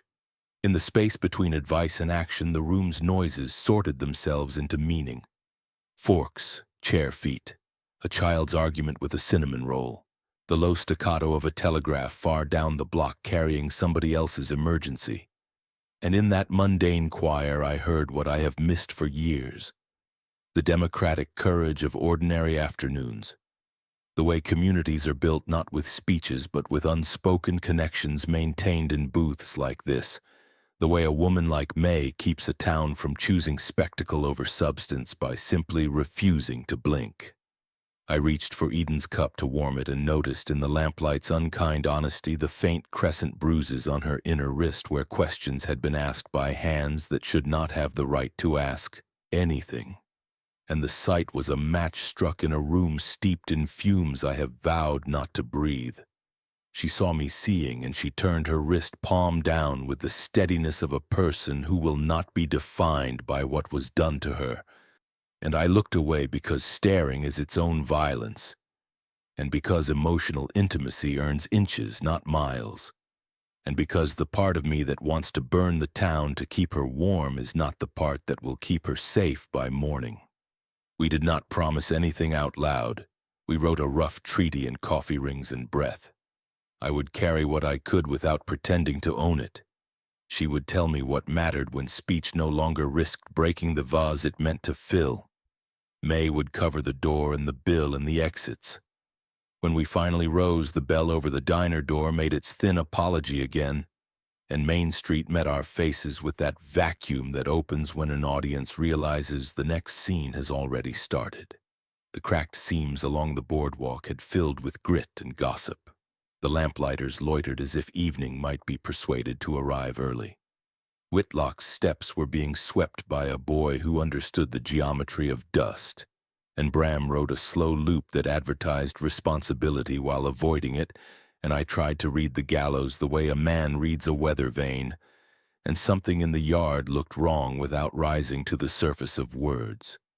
And May leaned past me to latch her door and then froze because the thing that was missing was the thing whose absence leaves the loudest shape, and when we stepped back onto Main, the gallows rope was gone. Someone took it like a souvenir, wished to be held. I placed the letter of truth I had not mailed to Lyle onto that hand the way a soldier lays down a weapon that has told too many stories, and she closed her fingers over nothing visible and somehow everything that counted. I said his name then without apology. Lyle pronounced softly as if asking a door to open, and the stained glass tilted its color toward us like a benediction without preach. And we sat in that old wooden mercy while our unspoken connection did arithmetic the body understands better than paper. And I saw how emotional intimacy in adults who have taught themselves to go quiet is not a fireworks display but a furnace that declines to go out. Heat, without the advertisement of flame. She told me the locket's engraving had been done by a railman who owed her a favor in a funeral. She said the date inside was not my life, but the day Hope insisted on a calendar. She said she had spoken my childhood nickname once to the mirror in a window, because sometimes windows listen better than walls, and she asked whether I could stand the truth that the coat Lyle died in had been borrowed not just for warmth, but as a kind of covenant he made with the future he wanted for me. And I said I would stand, and if I fell I would fall toward her so I could stop sooner.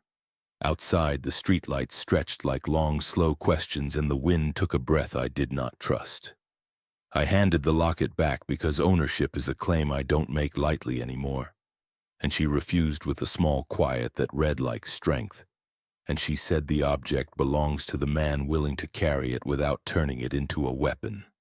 And my palm learned its weight as properly as a vow learns its grammar. And then a polite cough at the rear of the church turned the nave into a courtroom that had practiced manners, and the side door opened with that soft municipal sigh. Paper makes, and Marshal Alden Pike came forward dressed in law the way men wear cologne to disguise their sweat, a pair of polished shackles shining like arguments, a smile that could have been called pastoral by someone willing to lie in a column. And he removed his hat as if approaching a font, then lifted his voice into the acoustics that flatter bullies. And he delivered his sermon with the gentleness that lets cruelty pass for punctuation, sanctifying the sentence with statute, baptizing harm in procedure, and pointing the iron at the only thing in the county I will bleed again to protect, as if the next act were housekeeping rather than abduction. Marshal Pike enters with shackles and a sermon. Mrs. Hale, you're coming with me. Courtrooms don't decide truth here. They decide whose lie pays better, and Judge Whitlock's chamber had been dressed accordingly. Flags not so much waving as preening. Benches polished to a suspicion. The official Bible on its stand open to a page that didn't mind what promise slept on it. And the town arrived the way small places always arrive, when spectacle threatens to upgrade to consequence, faces scrubbed to neutrality while eyes practiced preference. Sheriff Bram stationed by the door in the posture of a man who likes to be near exits when courage enters. Marshal Pike gliding the aisle like a well-fed ledger. And Eden seated beside me with the silence presence that makes furniture reconsider its function because some stillness is a witness and not a refusal. And when the bailiff's spoon-on-glass gavel called the room to its pretending, Whitlock lifted the letter of truth and read my forged confession the way a pharmacist reads a label on a bottle he did not mix, careful with dosages but indifferent to cure.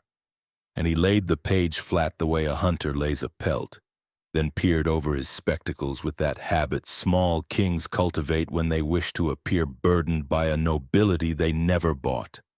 I did not wait for counsel because counsel in this county is a gate with a price. So I stood and spoke first person into the hush, not to convince the room that I am better than my record, but to confirm I am not worse than its lies, saying I have been a thief of time and safety, and I have worn a fast hand like a crown, and I have treated skill as excuse, and I have believed speed could atone for harm faster than apology, saying that the limp does not purchase virtue, and the heroics people hire are just as rented as their luxury cars under streetlights, saying that I claimed a stranger at the gallows because sometimes decency must be purchased on credit and paid down with behavior. And while I spoke, I placed on the rail the clinic's carbon copy with its stubborn date. The soot-scented ghost of care Bram had tried to buy out of evidence, the small black ink that says time was pushed 6 hours out of joint on the day my brother stopped breathing to give a forger space to compose my future. And when I named Lyle, my mouth learned a less bitter shape for grief.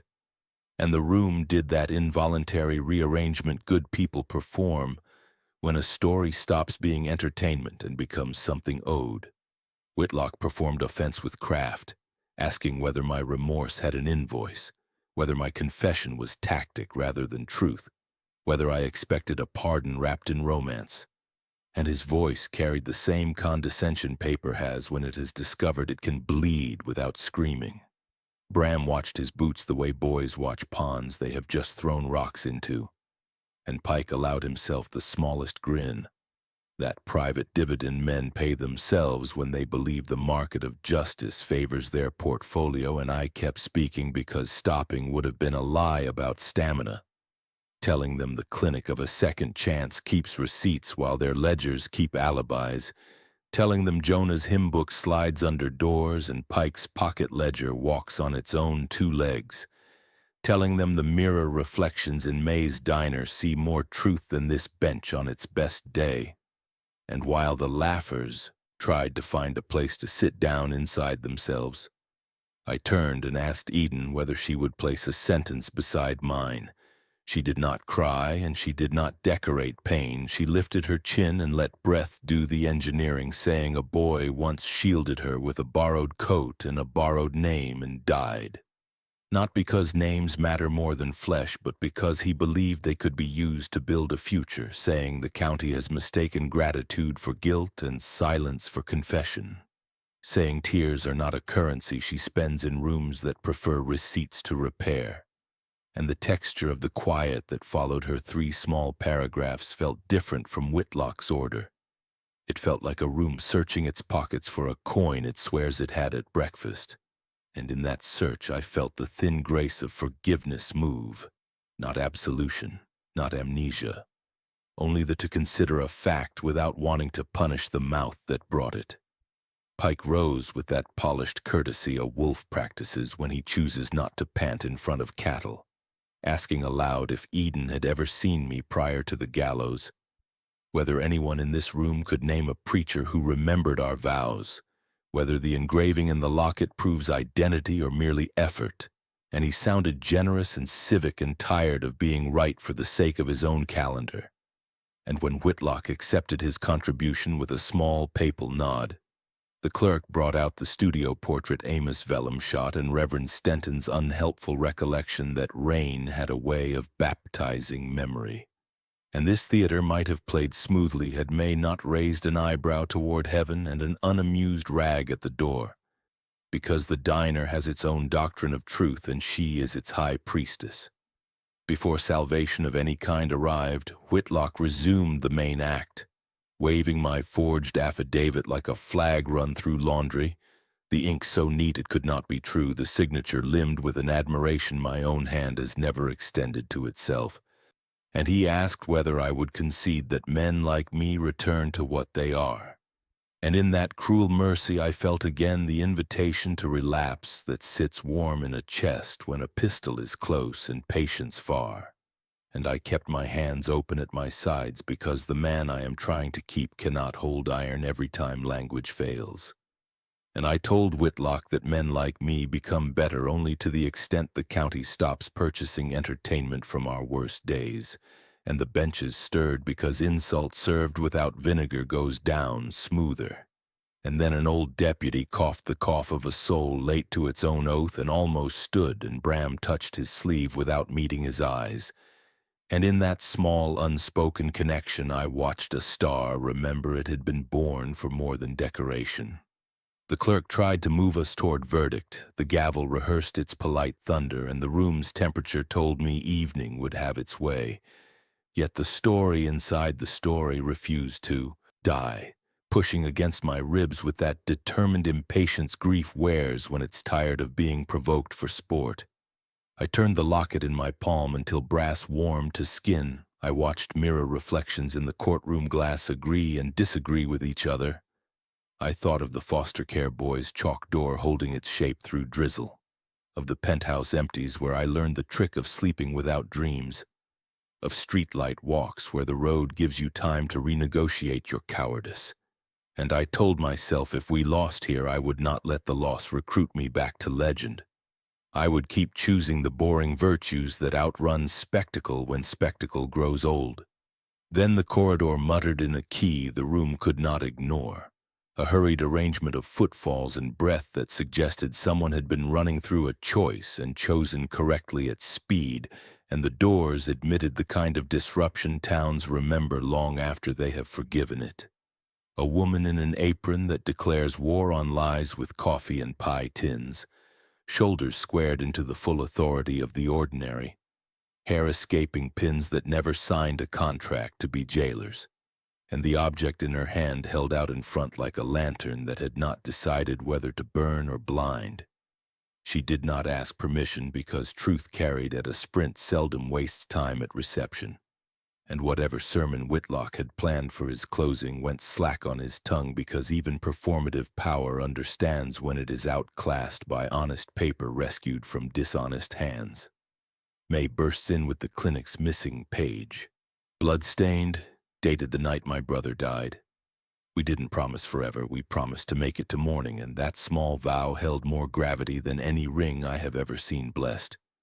Because behind May's diner the world was reduced to the circle our fire carved out of the dark.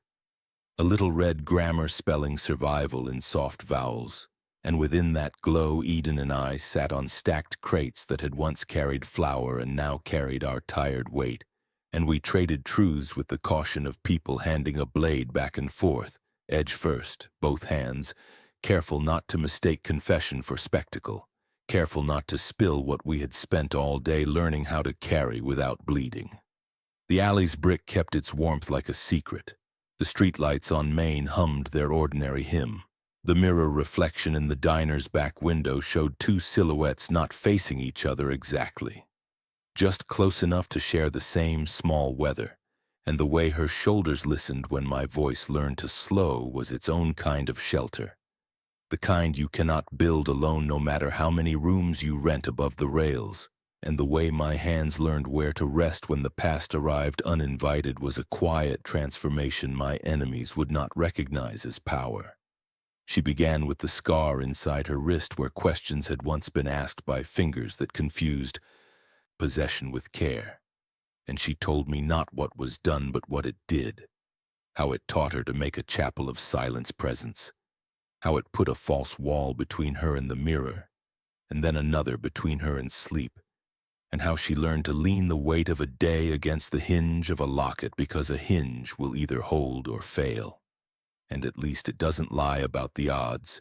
And while she spoke, I let my own old machinery breathe in air that wasn't smoke, telling her about the years I cataloged loneliness from a window in the penthouse empties where the track songs haunt under glass, about guarding luxury cars for men who mistook shine for absolution, about praying at late diners with coffee that knows more secrets than judges do, about learning the hard grammar of personal growth, the kind where you choose not to take the fastest road because all the wreckage you've ever made is waiting there with a banner and fireworks. She laughed once without sound, and the firelight made the bones of her face look like architecture a storm had failed to unhouse. And in that moment, the faceless attraction I'd been fighting all day turned into emotional intimacy. Not because the light softened her edges, not because the wind agreed to stop being a witness, but because we had both discovered a precise silence that could carry weight without cracking. Trust earned over time, compressed into an hour between kitchen walls and stars. We built a small oath with our breath. No midnight killings, no old religion of the quick fix, no bargain where the price is someone else's mourning. Instead, we would expose the men who sell verdicts and rent guilt. We would work in daylight even if daylight wasn't kind. We would make forgiveness a verb that doesn't absolve so much as insist. And while we drafted the plan, the fire did that domestic thing flames do when they understand the room is busy. Kept steady, kept honest, kept its appetite small. I laid out the bait as carefully as I have ever cleaned a gun. Copies of Pike's private ledger pages, the clinic's carbon with its stubborn date, a rewritten letter of truth seeded with details that only a buyer would consider currency. And we decided we would place these in the old rail office, the poor man's penthouse, because thieves like Pike cannot resist a room that looks like it knows how to keep secrets, and because the stairwell is narrow and the windows offer mirror reflections from the street that make men look bigger than they are. We would let rumor carry the scent. We would let Jonah's curious ears overhear enough to think he was early. We would let Bram feel the shift of responsibility under his star and choose whether to stand or run, and we would give Whitlock a choice between paper and breath with the town watching. Since men like him cannot bear an audience that insists on staying past the music. May came out with 2 chipped mugs and no questions because questions at this hour cost more than truth. And she put a shawl over Eden's shoulders with that brisk mercy older women inherit from a time when everything warm was a miracle. Then told me she would leave the back door unlatched for 10 minutes and the lamp burning lower than the room deserved so the alley wouldn't insist on claiming us. And when she went back in, we watched our faces soften on the window. 2 tired conspirators inventing a gentle future out of bad lumber. I wanted to say something about love that defies fairy tale tropes. How the truest part of it is not fireworks, but the patience to sit beside a person who has learned to flinch at calendars. How the bravest part of it is daring to believe healing can be a habit rather than a single thunderclap. Instead, I told her I could quit being fast if she could stand the unglamorous length of that quitting. And she said she had survived men who mistook duration for devotion and would prefer the new experiment, and we sealed that science with nothing more than shared air and 2 cooling cups. Then we worked. Under the streetlight chorus, we climbed to the penthouse empties with our papers wrapped in butcher's twine, and in the dim room where dust has the right to vote, we staged the ledger stack on the desk I used to call a shoreline. Set the doctored confession half underneath as if the wind had turned pages and gotten bored, and angled the lamp toward the window so anyone in the alley might catch the paper's pale whisper and think themselves clever. On the sill, I left a scrap of newspaper with Pike's name circled the way men circle horses they want to claim. And in the corner, I wedged an empty lockbox with its key stuck because thieves never resist an insult to their profession. Eden watched with that steady attentiveness that refuses to let flattery cheapen its attention. And when I caught her eye, I saw again the boy I loved brightening the angle of her gaze like a watermark. Lyle alive in the defiance of her quiet. And the ache that came with it was a clean ache, the kind that doesn't recruit your worst ideas. We rehearsed the draw. I would wait on the stair shadow with the chain May keeps for her barrels. Eden would count to 100 downstairs in the dark beside the mail slots so the trap had time to close without closing on her. Bram would hear about it because May would tell him I had found a way for a star to be worth its metal. Whitlock would hear about it because Pike would invite him to share the proceeds. Jonah would hear about it because he hears everything that shouldn't be sung. I promised her I would not jump at the first shadow, and she promised me she would not try to make herself smaller to fit inside the old story this town writes about women. and those promises felt like the most adult thing we had made all week. We lit the lamp, we cracked the window for rumor to enter and exit. We walked the stairs back down with the careful feet of thieves who have agreed to steal back what they never should have lost. At the alley mouth, streetlights drew slow gold rivers across the cracked sidewalk, and the foster care boys' chalk door still held its little handle as if stubbornness were a sacrament. I told Eden to stay in May's shadow until I signaled and then to move toward the clinic because Haviland's light keeps a zone in which men like Pike behave as if watched even when they are not. And she reached for my sleeve, not to stop me, not to claim me, only to press an instant of pulse to cloth that said unspoken connection doesn't require vows. And I answered with the same small grammar because the hour could not hold a larger language without spilling. We took our posts. The night did what nights do when they think they will not be quoted. Breathed, creaked, forgot to be careful. The first shape to arrive was not Pike's broad bureaucracy or Whitlock's polished fatigue. It was Jonah's thin competence slipping from the far side of the courthouse where roofs rehearse excuses. He paused under the streetlight as if to check whether myth had changed his silhouette, then slid toward the stairs like a man greeting a habit he keeps promising to break later. And I felt the chain cool in my hands and refused the old hunger that asks for crescendo before chorus because resilience is sometimes nothing more glamorous than waiting the full count. Then came Pike, hat brim low, pocket heavy with the kind of pen that draws blood without touching skin. Behind him, 2 deputies who had learned to call recognition a luxury.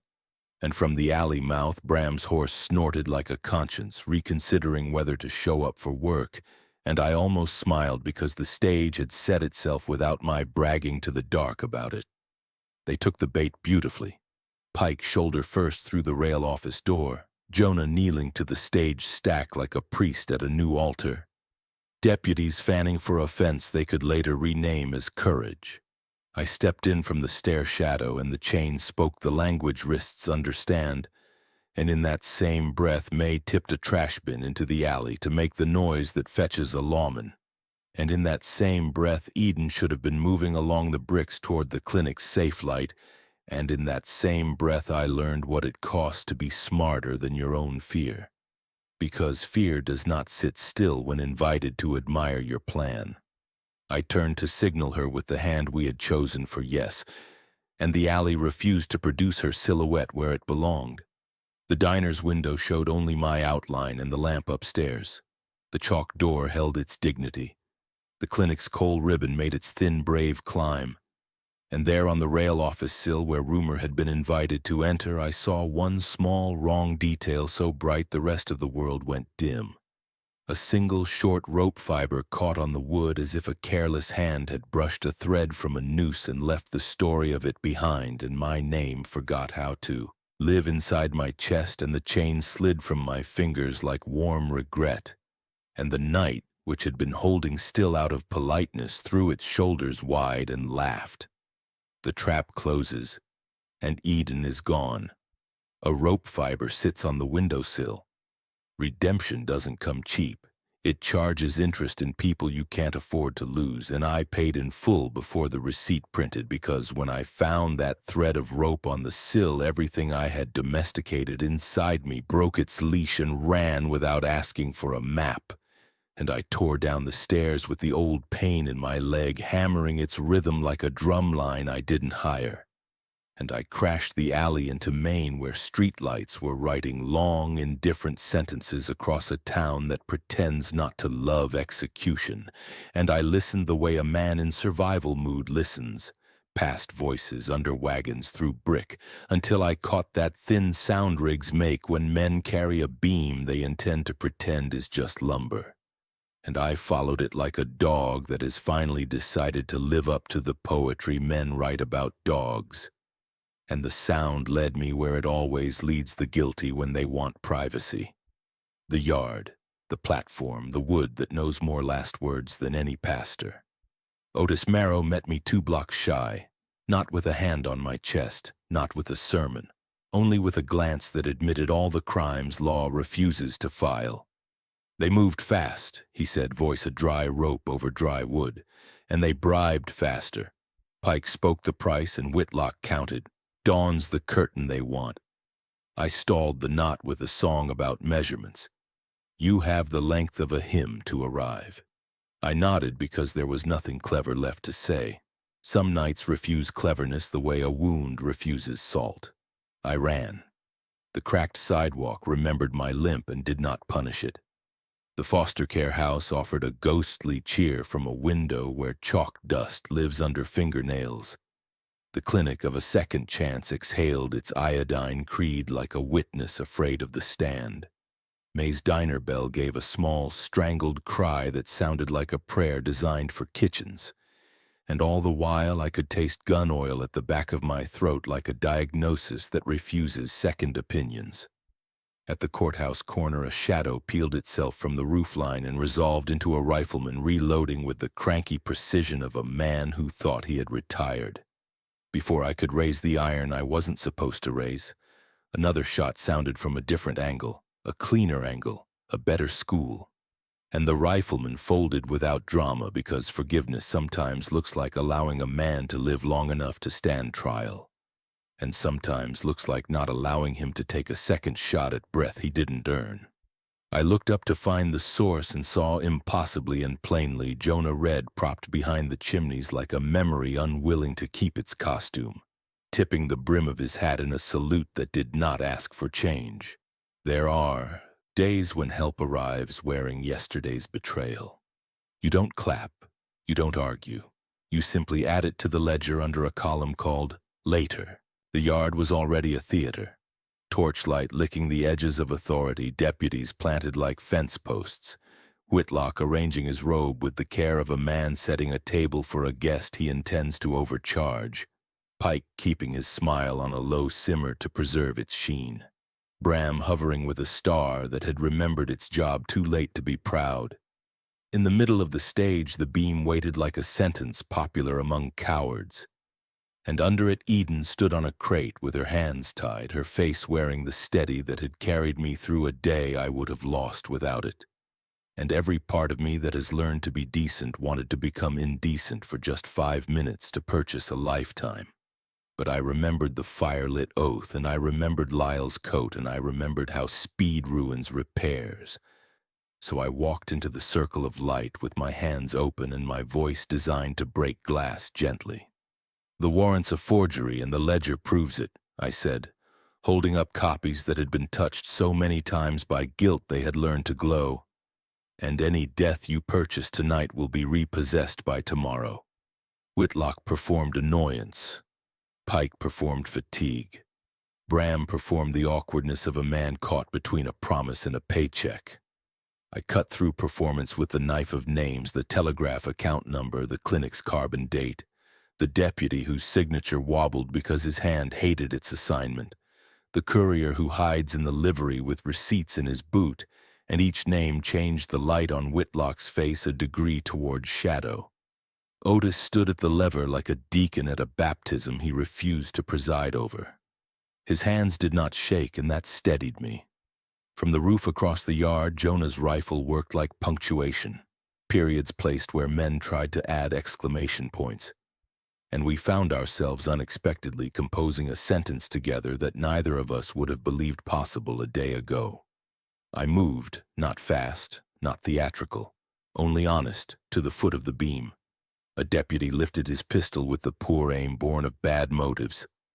And I put a bullet into the dirt near his boot because sometimes mercy is best taught by proximity.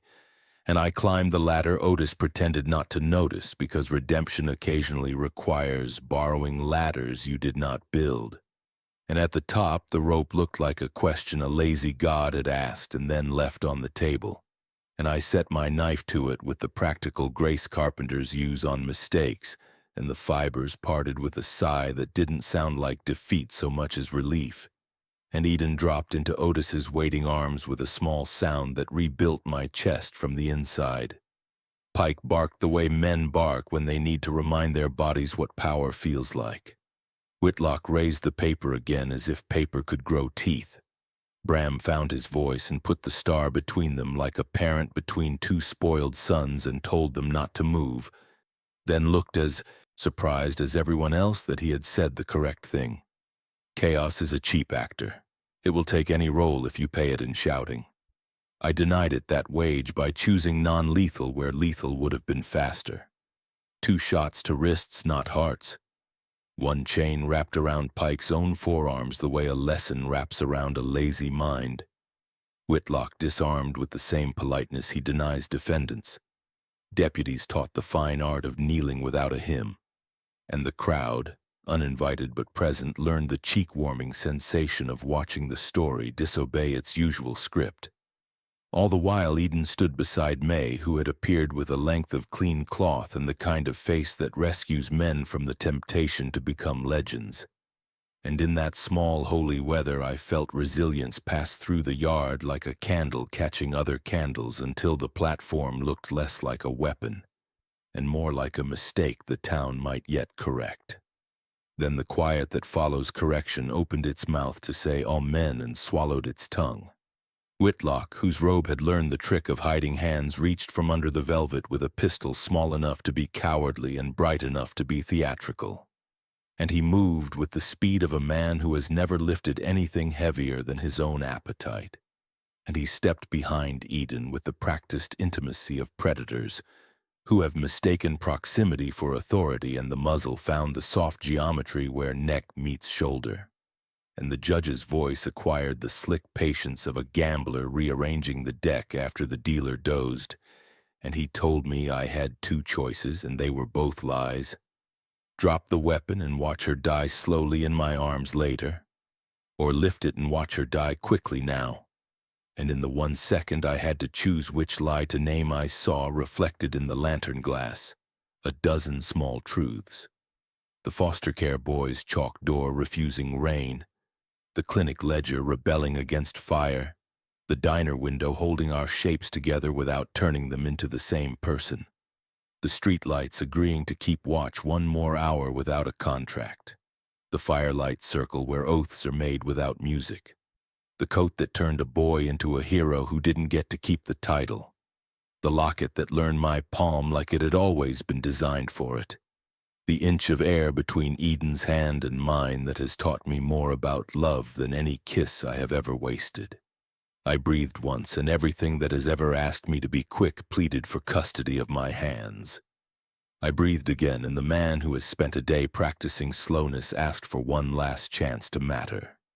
The iron in my grip weighed the length of my life and the balance of hers, and the yard discovered how long a second can be when it is asked to hold 2 futures without dropping either. Judge Whitlock raises a pistol behind Eden's back, my draw or her breath.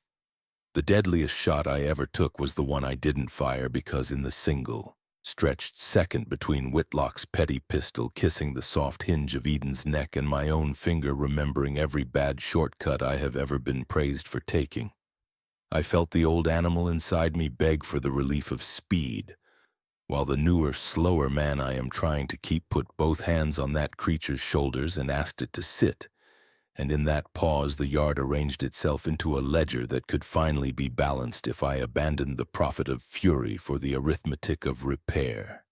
So I breathed once for the boy whose coat saved a stranger. I breathed again for the woman whose breath I had claimed on credit, and then, with every face in the county counting the tremor in my wrist as if it were a public referendum, I lowered the barrel, let the iron rest against my thigh like a tool returned to a bench, and slid it into the holster with the practiced care a man uses when he knows fire behaves only when invited, and the gasp that lifted from the crowd was not admiration and not disappointment, but something rarer in a place that loves spectacle. It was relief that refused to call itself by name.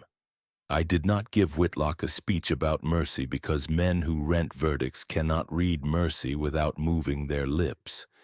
Instead, I turned my back on the small gun at Eden's skin as if I trusted the town to notice cowardice when it strutted, and I raised the 2 pieces of paper that had traveled this length with me.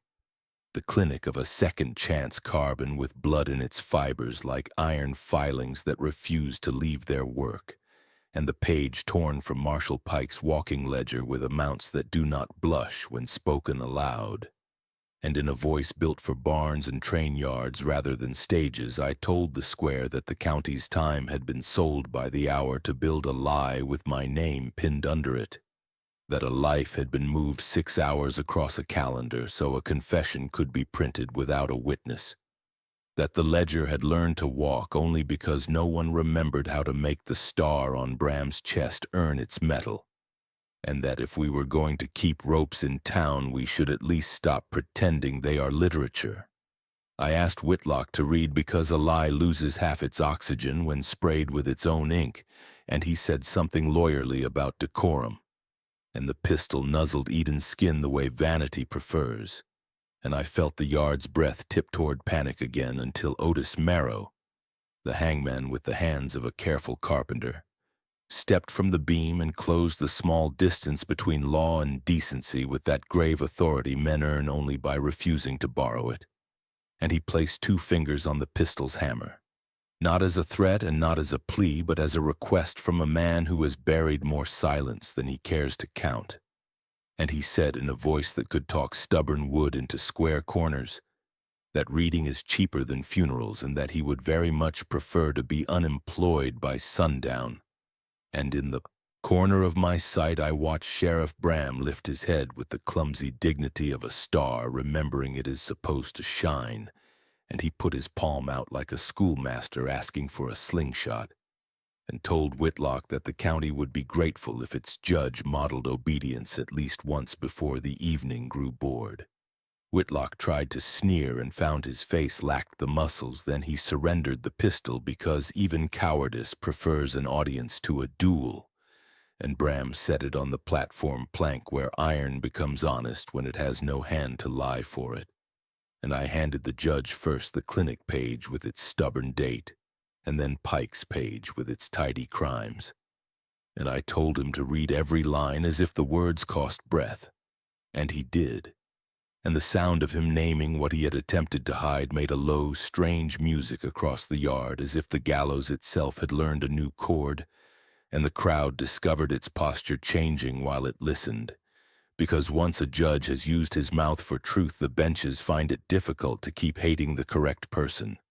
And when Whitlock reached the line that tied Jonah's bribe to a night the county prefers to forget, when he read the Telegraph account number that has hired more sin than sermons have ever dismissed, when he stumbled over the receipt for bandages purchased at an hour that proves a life cannot be in 2 places for the convenience of paper, he placed his spectacles on his robe like a man setting down a tool that has just demonstrated its sharpness on the wrong material.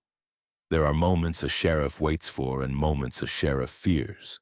Bram seemed surprised to discover they are the same size, and he took a step that added a decade to his shoulders in the right direction, and he bound Pike with the chain I had already warmed with my restraint, and he faced the bench where Whitlock preferred to be taller than the truth, and he did the smallest brave thing a lawman can do in a county that worships paperwork. He took the judge's wrists in his hands and turned them gently behind his back and spoke a charge in a voice that refused to tremble.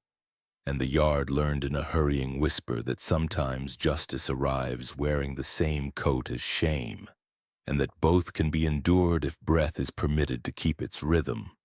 And through it all, Otis reached to the lever not as executioner but as caretaker, and he lowered the beam with the ceremony a carpenter reserves for dismantling a mistake, each creak a small apology, each notch of dissent a syllable in the sentence the town had been trying to say all day.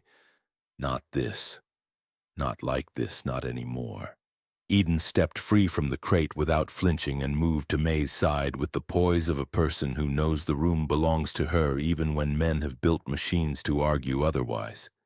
And May wrapped a cloth around Eden's wrist with a competence that had no interest in applause, and the 2 of them stood under the spoiled shadow of the beam and refused to shrink, and the sight made something large and difficult in me sit down at last and unclench its jaw, And when I reached them, I did not touch Eden because I have learned to let her body name its own inventory. I stood near enough for both of us to borrow the same air, and I opened my palm in that small grammar we have invented because love that defies fairy tale tropes does not need trumpets. And she hovered her hand over mine as if testing the weight of a bridge she intends to cross when the timbers have proved their honor. And in that inch, the unspoken connection we have been teasing into shape all day learned a steadier verb. Behind us, Bram began the slow public work of speaking names aloud to cancel the town's habit of whispering them in corners, and the men who had learned to keep their courage in Pike's pockets discovered those pockets turned out empty when displayed, and the courtiers who had practiced neutrality around Whitlock found their mouths full of splinters from the bench he used to own. And I watched the foster care boy with the chalk door raise his hand as if to ask a question, and then draw a handle on the air where a handle will soon be needed. And the small sound the chalk made against brick became, in my ear, the exact music of repair. I do not pretend the yard turned into a festival. It exhaled and straightened and then began to ache the way muscles do the first day you ask them to earn their keep. And when Bram asked me to testify formally in the morning, I said yes because a good fatigue feels better than a bad legend. And when Jonah tipped his hat from the roofline and vanished with the shrug of a man who has no idea what to do with grace once it has been accidentally earned, I let him go without a verdict because forgiveness is a labor that abhors supervision. And when the beam lay flat on the ground like a resigned sentence, I ran my hand over its scarred edge and thought how many last breaths it had stolen from the word almost. I walked Eden across the yard through streetlights that had forgotten how to be cruel and past the courthouse where mirror reflections in the tall panes showed us the shapes of people who had kept their rage in their ribs until it did some good, and down Main where the clinic of a second chance breathed its steady iodine hymn, and where the penthouse empties above the rail office looked at last like rooms rather than punishments, and we stepped into May's diner because pie is not a theology, but sometimes it can keep a man from preaching violence to himself.